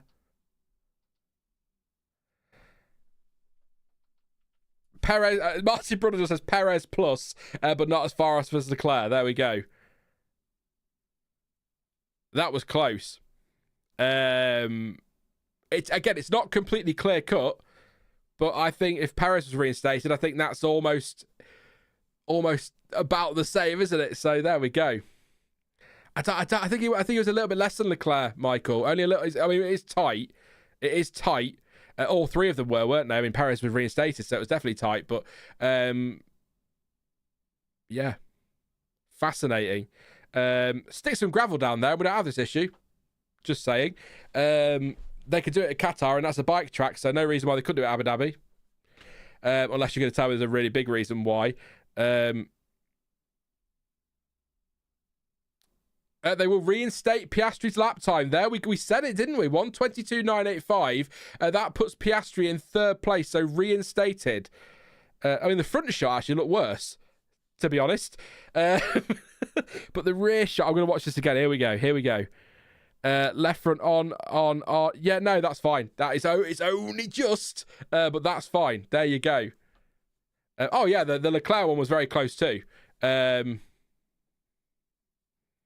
But yeah, that was 100%. I thought I was just on. Again, if Perez was on, if enough of his sidewall was on for that to be on, it's on. He's on side. There we go. Max will qualify, go around in reverse gear the way he is going. Yeah, exactly, Kurt. That's it now. That's what we're waiting for, isn't it? Max completely sideways across the line will do. So there we go. Piastri back up to the P3. So we are with 3.5 minutes to go. People out on track.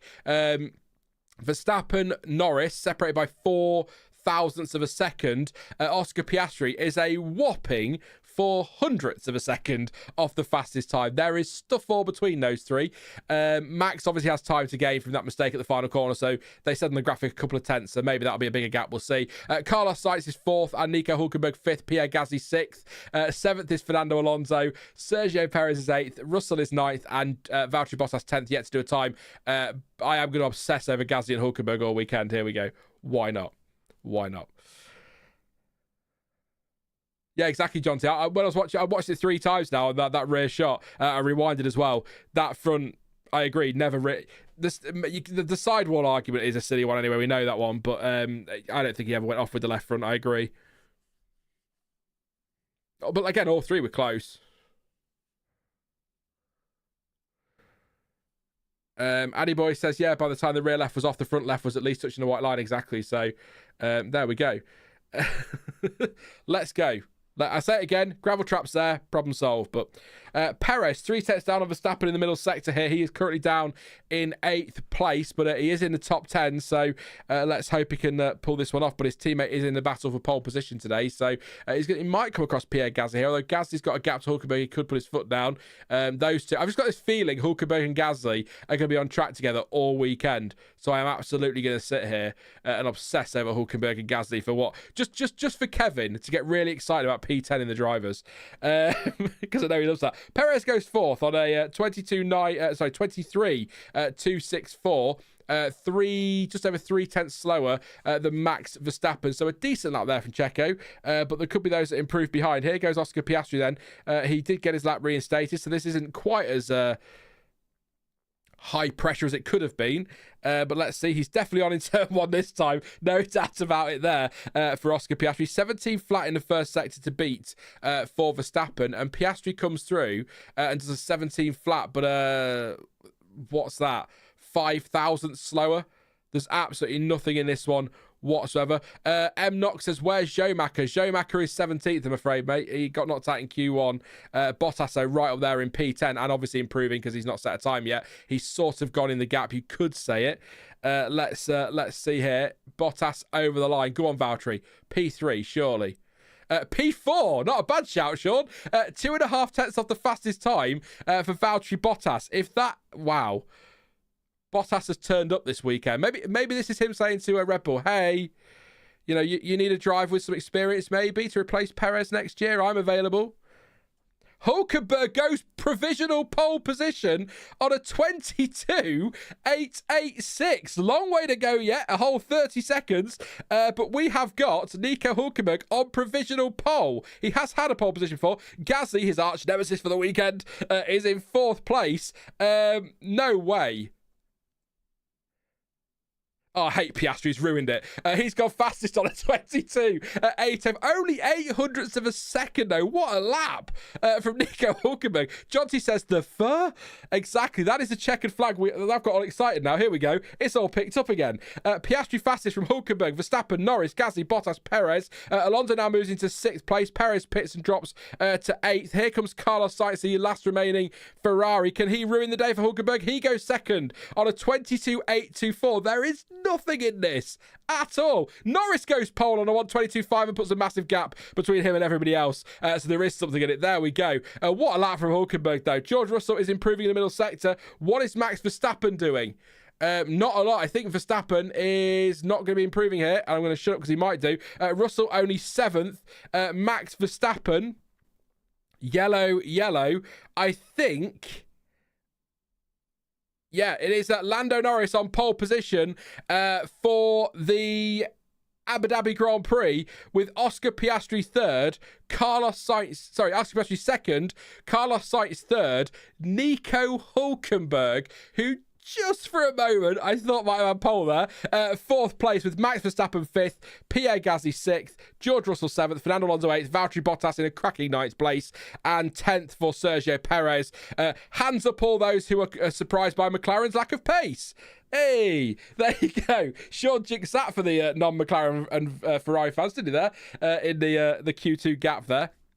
Well done, Sean. There we go. So Max was definitely slow there. His times weren't great. I was watching him on the thing. He was sort of yellow, but he wasn't really doing anything. So disappointing there for Verstappen, only 5th. Although I think they said top 6 would be considered a good turnaround, they said earlier in the weekend. So, I mean, that is top 6. So I thought it was in the battle for pole, though. But what a performance from Nico Hülkenberg there. Shocking us all with that fastest time out of nowhere. First class set flag was Alonso. He ended up 8th place. Perez was 10th after all that, believe it or not. But, I mean, look, if we're talking driver of the day today, take your pick. Cracking lap from Norris at the end there, 2/10 quicker than his teammate. Really great stuff from Nico Hülkenberg in 4th. Gasly 6th, for goodness sake. I mean, that's a great lap as well. Only 4/10 off pole. And Valtteri Bottas making Q3. I mean, what a performance from a number. And Alonso again, sneaking in nicely into the top 10 and then gets P8 as well. Cracking stuff. Love it when we get stories like that. And then we get the, obviously... most important fight for the weekend is Norris, Piastri and Sainz. So McLaren, they had the advantage anyway with the 21-point cushion, of course, but now even more of an advantage with the front row lockout and Sainz in 3rd place. We'll go through the times on that properly in a moment. But yeah, that's good stuff there for maximum delta time for Sainz has been noted, by the way. We'll see what happens with that. But yeah, that's the battle. Norris, Piastri in the front row. That's going to give them options for strategy, maybe some team play as well. Well, they don't need to do too much McLaren. They just need to not crash into each other, really, don't they? And they should be okay. With Leclerc being down in what will be 20th place. We'll get to that in just a second. But yeah, lots of cracking performances there, actually. Let's try to have a look through, actually, just some of the others. I mean... it's them, really, isn't it? I mean, look, the RB's 11th and 12th, given where that car's been lately. That's not bad at all for them. So, yeah, maximum delta time for Perez as well and Tsunoda, but we'll see what happens there. Let's read some of your comments quickly, and then we will do a run-through and all of that. And I'll do the pause for the timestamp. Warden says, not to jinx it. That's that jinxed. Imagine Hülkenberg podium somehow tomorrow. Imagine, that would be incredible. So what we're thinking, Warden, taken out of turn 1 by a feisty Gasly. There you go. McLaren just need one car finishing P4 right to win the Constructors, says Matt. There's 21 points between them, 44 available tomorrow. I can't do the maths off the top of my head, Jack. Sorry, look, yeah. But they just need to be not losing big points to Ferrari. And again, with Leclerc down in 20th, on a track that's not the easiest to pass on, and Sainz behind them, they should be okay. But one of those things where the only thing really that could get sort of ruin this for McLaren is McLaren themselves. And it's happened before. recently and in the past. So who knows?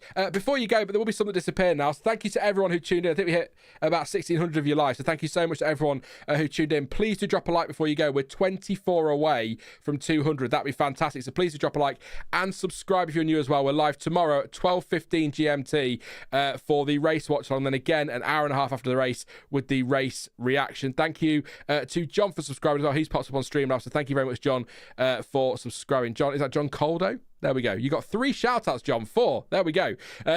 For subscribing once. How good is that? But yes, I left the poll open like a fool, so I don't know if that's a legit poll, but 46% of you said McLaren for pole position. So there we go. Maybe that changed. Yeah. McLaren Constructors Championship champion sounds weird, says Lion. Yeah, 26 years, Lion, since the last time. Do you know what? I said to Stuart yesterday, the scariest thing about that is I was 12. That's how long ago it was. I was 12 years old when McLaren last won a Constructors title. Wow. Quick pause for the timestamp and a drink. So 2 secs, chat. Gulp, gulp.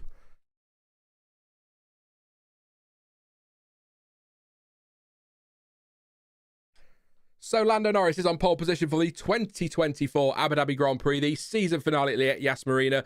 0.2 of a second quicker than his teammate Oscar Piastri, 1:22.595 versus a 1:22.804. Looking good for McLaren in the Constructors, already a 21-point advantage, of course. Carlos Sainz, third place for Ferrari with Nico Hülkenberg, who was top until the very last few seconds. Fourth for Haas. What a performance, 0.3 off the fastest time. Max Verstappen only fifth, had one of the saves of the season out of the final corner on his first run, which at that point was fast enough for provisional pole. Obviously didn't end up that way. He was 3.5 off in 5th place. Pierre Gasly, cracking lap for him as well. Again, you have to say 6th place, getting off for 4 off the fastest time on a 22.984. George Russell, 1:23.132 in 7th place with Fernando Alonso in 8th on a 23.196. Valtteri Bottas, another cracking display along with Alonso there. 23.2 for him, making Q3 in 9th place. Sergio Perez in the top 10 after some confusion over his lap time, which got deleted then reinstated, but he is in 10th place on a 1:23.264. 7/10 nearly off pole. Yuki Tsunoda ended up 11th in the end, obviously, with ended. Lawson in 12th, Stroll in 13th, and then it's Charles Leclerc in a very poor 14th place after his lap time was deleted, and he's got to take a 10-place grid drop too, so that is the back of the grid for Charles Leclerc tomorrow.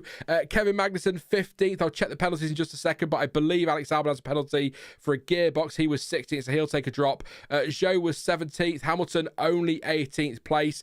Poor preparation lap. Bollard under his car. Very unlucky with Magnussen kicking that one up. Just didn't come together for him either. So 18th place. 19th for Colapinto and 20th for Jack Doohan. I believe Colapinto will take a penalty as well. Let's have a check of that while I'm here, actually, and see who is taking what. So we know it is PU elements for Leclerc with a 10-place grid drop. Is Colapinto's 43, isn't he? Yes, he is.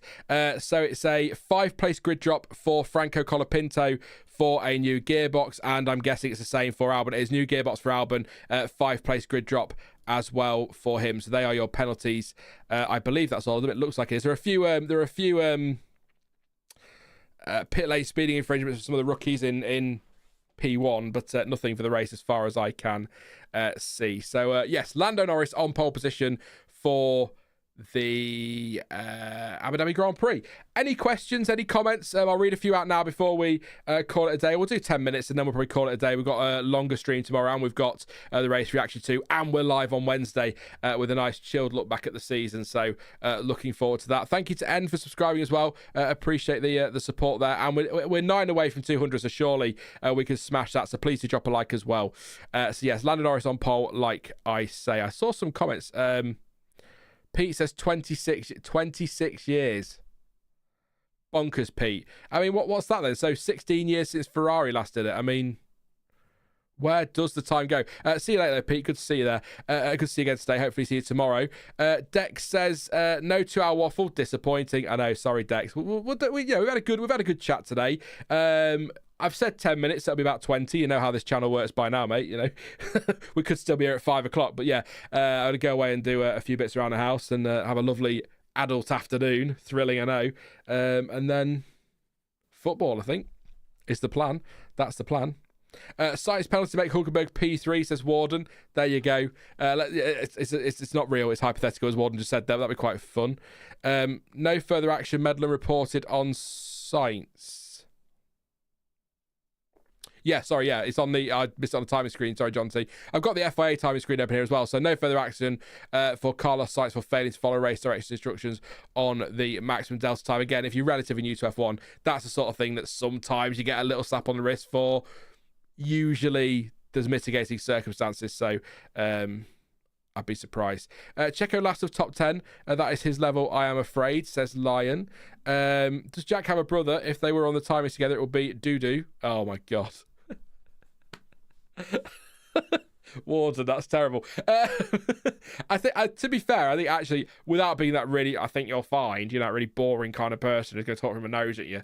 I think actually it'll be DOH for his brother, because they do tend to be first two letters, then third letter, or if there's a brother, like we saw with Leclerc's brother on Friday, and then move to the next letter. So that's why we had Lek and Lel.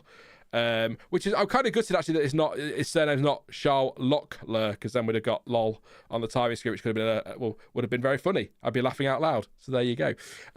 Sorry to be that guy. It was MSC and was it RSC or RSH for Ralph Schumacher back in there. There's Mohammed Ben Saleh. I'm looking for somebody to fire. Chatting to Lando Norris there. Always enjoy your opinion, Sean. Appreciate it. No worries, Michael. Thank you for popping along as always, mate. And we'll not always agree, but we can keep it respectful, and we're grown ups, aren't we? So always good to have a chat. I prefer differing opinions because you can actually have a conversation. Then if we all agree, God, that'd be boring. What's the point? If we all agree, I might as well just delete the channel and not bother anymore. Although it's not mine to delete anymore, is it? So I probably shouldn't do that or even threaten that. You never know. You never know. Hamilton was up 2 tenths of Russell picking up the extra passenger, says Magic Jack. Didn't he get the bollard? Did he get the bollard on the end of his lap or the start of his lap? I can't remember now. That's going back a while ago. I know Magic Jacks were like, it wasn't that long ago, Sean, but honestly, it feels like 3 hours ago to me already, that one. Russell to get a 5-place penalty for being obnoxious, says Kerr. Maybe not. Of course, if you are missed it earlier, he was noted for impeding, but no further action on that one, because there you go. It was the end of the lap, says Fudd, so there we go. Definitely had an impact then, didn't it? Definitely. We want Monaco Mega Joker lap. Says Lion. K-Mag signed the bollard and gave it to Lewis. Yeah, it was a gift. It was a gift. That's very kind of him. Let's see then. Let's see what you guys say in chat. Throw questions at me. That's absolutely fine. Ideally related to the session or the race tomorrow, but I'll answer pretty much anything within reason. Jonathan says 7+ here. 7+ years here. I don't think I'm ever leaving. I think I've been 7 years as well. No, how long have I been? When did I start this? Who am I? What year is this, Jonathan? I think you pretty much around the time I started, weren't you? I seem to recall. I think. Was it? 2017, yeah, 7 years. Come on, Sean, keep up. Kevin says, I agree, we shouldn't agree. Do you know, Kevin? Kevin. Leclerc is finishing P7 in the race, says Lump Sum. Chance to Ferrari winning the Constructors tomorrow, says Magic Jack. Slim. Unless Aussie P fancies throwing up the inside and causing some chaos this turn one.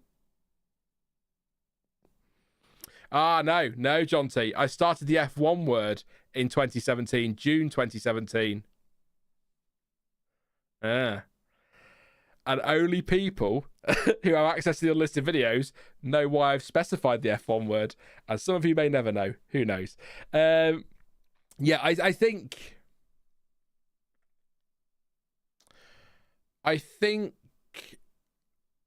Ferrari need some kind of divine intervention tomorrow. The gap's 21 points. There's 44 up for grabs, so it's absolutely possible. But they really could do with some more of the, let's say, luck that fell their way in Qatar with the penalty for Norris, which we're not getting back into, because we can if you want at some point, because I've gone and pulled up old Stewart's decisions to confirm that the penalty was completely in keeping with precedent. So there you go. I have no life. As Joe Lycett would say, I do nothing in the days. So there you go. So I think they need some kind of divine intervention. Leclerc's going to struggle from 20th tomorrow. I'd be surprised if he didn't get points. But even if Sainz wins and Leclerc finishes like 10th or 9th, that's only 26, 27 points. McLaren need next to nothing then, do they really? So I'd be surprised. We could reinstate the former race director, Kevin, if you fancy it, and that might help us out there a bit. We'll see. I think divine intervention, what I'm basically saying, and kind of a Yinka's made the point there, by that I mean we need the McLaren to take each other out to turn one. But even then, Sainz has still got to win, really, because Leclerc's got a long way to come through to get enough points that second place will be enough for Sainz. So it would still need to be a Sainz win. So, and do you know what? McLaren taking each other out into turn one. Sainz wins the race. Hulkenberg second. I'd take that. That'd be good. Gasly third. Why not? Leclerc pit lane start with a new engine turned up to the max. Do you know, actually, Lee, that's a cracking shout, actually. I think that's a great shout. Why not? Put a new engine in, like you say. Crank it, make sure it's all cranked up, all fresh, flat out. Straight line speed tomorrow. Yes, they'll have the DRS, but that you've got that long blast between turns 5 and 6, then another one between turns 8 and 9. You might as well have the extra power. So why not go with it? You're 20th anyway. What that also means is if you take your pit lane start, you're also out of any potential chaos in the first couple of corners. Do you know what, Lee? You are Ferrari strategist for the weekend. I have promoted you, even though I have no power to do so. I have promoted you to race strategist. Plan F, please. 200 likes. Thank you so much, everyone, for hitting that like button. Really appreciate it. But yeah, Lando Norris is on pole for tomorrow's race at Yas Marina from Piastri, Sainz and Hulkenberg. The big surprise there. Ayush says no chance Ferrari wins the Constructors now. They really cocked it up. Yeah. It's about on brand though, isn't it? It feels like. How long was the run down to turn one? I don't remember it being too long. I couldn't tell you the numbers. I've forgotten. I did have them on Thursday. It's not a long one. Do we know, by the way? And it could be run off. Do we know why there's no DRS down the main straight here? If there's a reason, let me know if you do know, because I'd be intrigued. I won't linger and wait for the answer because because it seems odd to me that unless it's a runoff issue, I don't see why you wouldn't, have DRS on there. Dwayne says, "Nice stream, mate. Thank you very much, Dwayne. Good to see you. Hope you're hope to see you tomorrow for the race watch along 12:15 UK time GMT, and then the race reaction shortly after with Stuart. So." Thank you very much, mate. Appreciate that. Ferrari is losing their best strategist, Carlos Sainz. True. Yeah, good point, Kevin. I'll take my headphones off, actually. Yeah, we'll stop listening to that. I was keeping it on for Zach Brown, but even still, maybe not. No chance for winning because now we've cocked it up. We've read that one from Ayush. Zach will kill them if they crash tomorrow to the first corner as Magic Jack. Yeah, a whole new lineup at McLaren for Australia next year, which again is the season opener, which is... Oh, brilliant. Hear me out. Chaos race tomorrow. Hulkenberg, Bottas and Lawson podium, says Fudd. Ooh. Do you know what? For old time's sake, can we have a Ham-Bot Ver podium tomorrow? Please. Talking of divine intervention, because that's the thing. Why not, eh? Hamilton, Bottas and Verstappen top 3. Like the old days. Like the good old days. It's a very short straight. I know it's a short straight, but I can't remember what it was in meters. I had it on, had it written down for Thursday because I was gonna try and sound really clever in the preview, which has been a while since I sounded clever in a preview. So I thought I might try it, and then I forgot it. So not that clever, clearly. But yeah, no, it is a very short run down to down the straight and also down to turn one. But I still think you could have a little DRS zone there. Straight off the final corner, which would have been hilarious if Verstappen today. Right off the final corner, and then right before turn one it ends, obviously, and then you get your cars a bit closer, but then, we're getting to the point where like half the track's DRS again, don't we? So Nick says, God no, we've waited 5 years not to have a Ham-Bot podium. True. Hulkenberg does a Bottas and takes out the McLaren, says Kevin. Imagine Piastri takes out Norris lap 1 for the lead, like Monza lap 1, and Sainz comes through.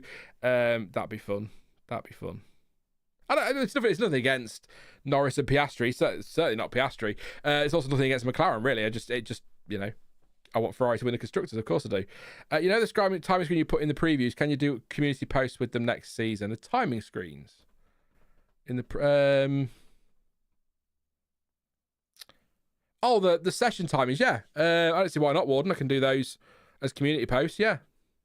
I'm with you now, yeah. Yeah, I could do that. I don't see why not. You might have to remind me in a comment on another video nearer the time, Warden, because I will forget. What did you ask again? So you might need to remind me, but yeah, there'll be videos out over the winter. You can remind me, not every single one, don't worry. But you can remind me on a stream or in the preview or in the testing streams or something. Pop in and remind me, and I'll write it down then because I will forget. And if I write it down now, I'll lose the piece of paper and I'll delete it off my phone or whatever if I do it on there. So it's just who I am. I'm very weird. Perez, Verstappen, Tsunoda would be nice and would make the seat speculation quite interesting, said Dell. Yeah. Let's get rid of everybody else and just have a shootout between Perez, Lawson and Tsunoda. Put Hadjar in Verstappen's car and see what happens for the weekend. That could be a giggle. Who wins the F2 tomorrow? I obviously hope for Bortoleto, says Pascal. It's a good shout. Get your predictions in the chat. It's the gap is it's still on, isn't it? I can't remember the exact gap, but it is still definitely on. If you've gone Bortoleto then, Pascal, I'll go with Hadjar, but just for the sake of being different. But I think it probably will be Bortoleto. He's got a lot to lose, but he can be more cautious tomorrow, can't he? Whereas Hadjar has got to go for it. 5.5 points, yeah. Hadjar's got to go for it. So, well, I say go for it. If he wins it and Bortoleto's second, even with fastest lap, he'd be champion, wouldn't he, Hadjar? So there you go. I'm looking forward to the F2 tomorrow morning. Definitely. I think you put in chat earlier, Pascal, what that was on. I didn't check and I forgot to read it, so I apologise. But yeah, it is on tomorrow morning. Looking forward to the F2. Did anyone catch the F1 Academy weirdness as well? Obviously, champion was crowned, and then because they had to postpone the second race, and that was moved to this weekend, the champion was uncrowned and had to be recrowned again this weekend, which is just a little bit weird, but just one of those quirks, I suppose, of junior categories. It doesn't really matter because they're both going to F1, says Lump Sum. Yeah, but you still want a title, don't you? If you can join F1 as F2 champion, you'd rather do that than not. But I agree on your comment on both going to F1. Yes. 9:25 UK start time AM, apparently. But yeah, well, exactly, yeah, bragging rights at this point. So, you know, I agree. I think Hadjar will be on the grid next year. My read of it, let's say, is it will be Verstappen and Lawson at Red Bull, and then Tsunoda and Hadjar at RB. Perez as some sort of ambassador for Red Bull. That's where the negotiations are at the moment, apparently. Debating what that role is, because he is a Red Bull driver. He is signed to Red Bull, but there's some rumours around the fact that it may well be that the wording could be, it doesn't specifically state you will drive the second Red Bull, so I don't know. Obviously, we could speculate all day, but the only people that know what's really going on are Red Bull and Sergio Perez, so what I will say, they won't be listening, but I'll say it anyway. If they are listening, Christian, if you're listening, if that could be sorted out ASAP, it won't be. It's going to be a long, complicated process, I suspect. It would be nice to get some confirmation tomorrow morning so that we can either say goodbye properly. I want to say goodbye properly to Sergio Perez, so I'm going to do it tomorrow. Even if in Australia I look a fool because he's back, I'm still going to say goodbye properly to him tomorrow because it's been around since 2011, you know.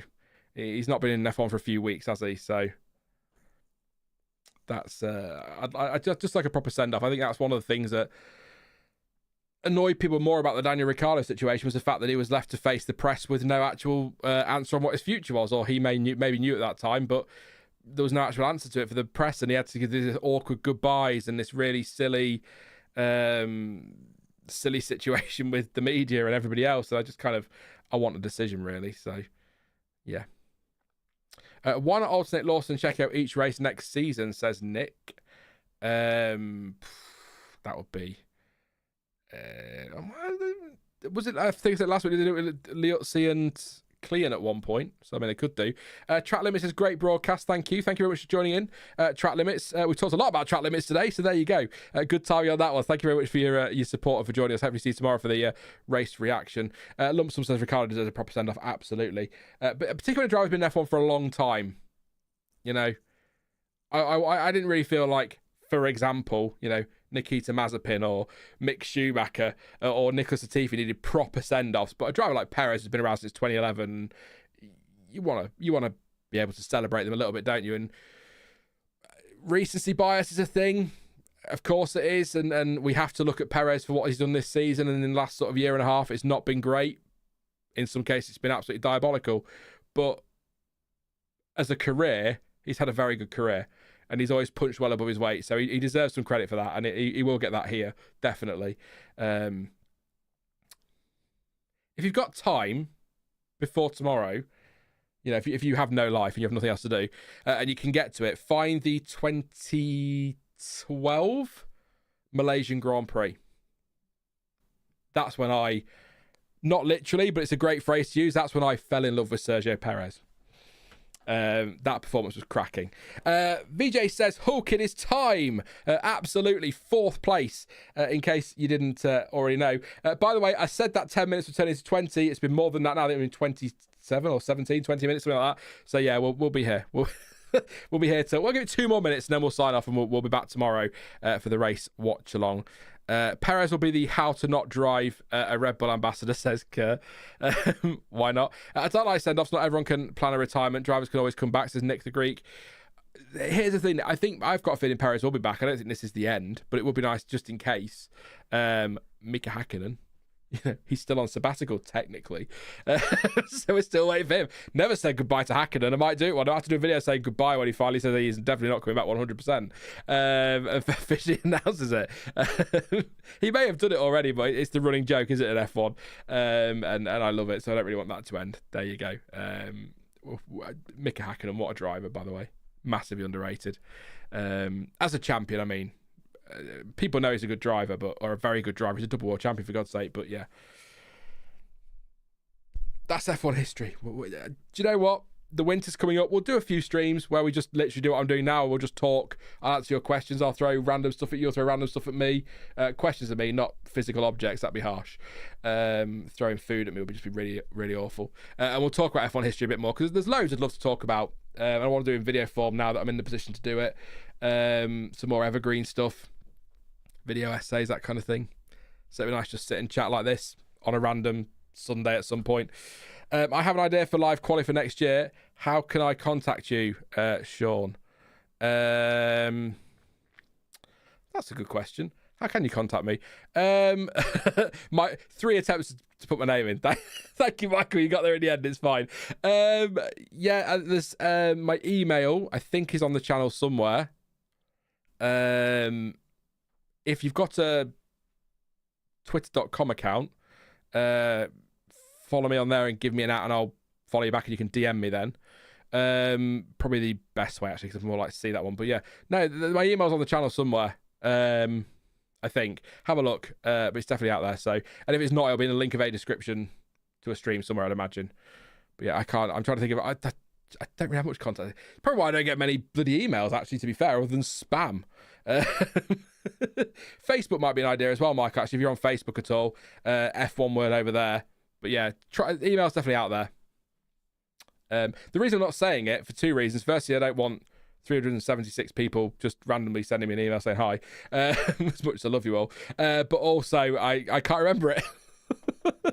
Because the email that I use for me is for this side of the channel is different to the official one I have now. So it's on there somewhere. It is. There you go. Check in tomorrow, Mike. If I haven't heard from you, we'll check in tomorrow. We'll see if we can sort something out. But yeah. Any final points or questions? Who remembers Alex Young? Yes. That's DC Porsche. I do remember him. Minardi. Or whatever. Asia. Were they Asia Tech Minardi at that point? Something like that. I would love checking to move teams. 4 years being compared to Verstappen is brutal, says Nick. Maybe that Cadillac drive, like I said earlier in the stream, possibly. Hulkenberg carrying his daughter there. I was just going to say, Kevin, yeah.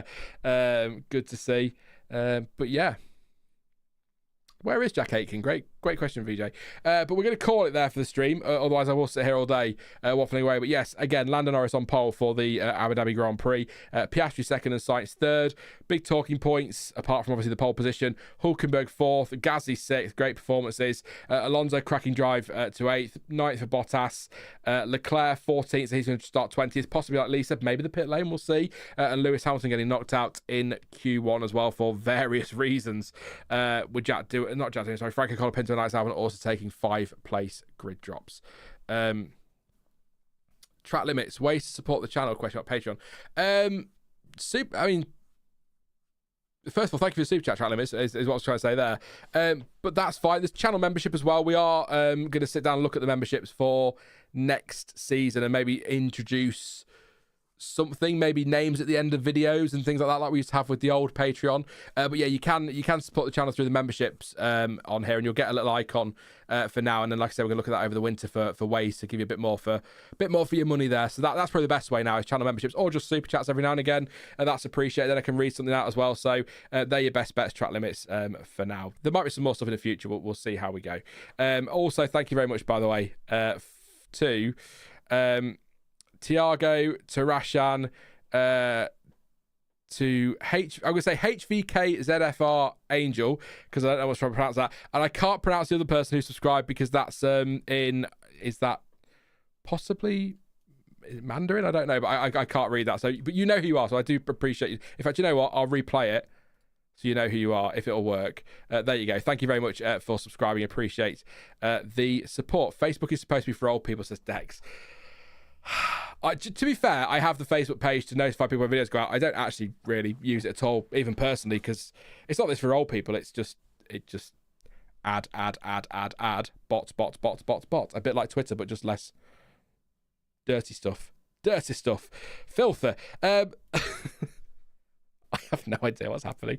That is it for the qualifying watch-along for the Abu Dhabi Grand Prix. And, of course, the qualifying watch-alongs for 2024. It's just dawned on me now, we could actually do some classic race watch-alongs over the winter. But anyway, we'll come to that at a later date. Thank you for tuning in. Please do drop a like before you go. We got to 214 in the end. 345 of you still here. Most of you maybe have already dropped a like, but please do drop a like before you go.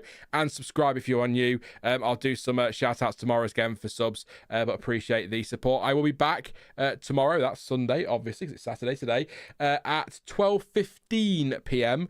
For the race watch-along, and then live again about an hour and a half after the race with Stuart for the final reaction of the season, and possibly the final Sunday reaction. I don't want to say ever, but as a regular thing, it might be moving. We shall see. It's all going to come down to that conversation we're having about content over the winter. But as ever, I'm just going to go and let you get on with your day. But as ever, thank you for watching. I've been Sean. This has been the F1 Word, and until next time, goodbye.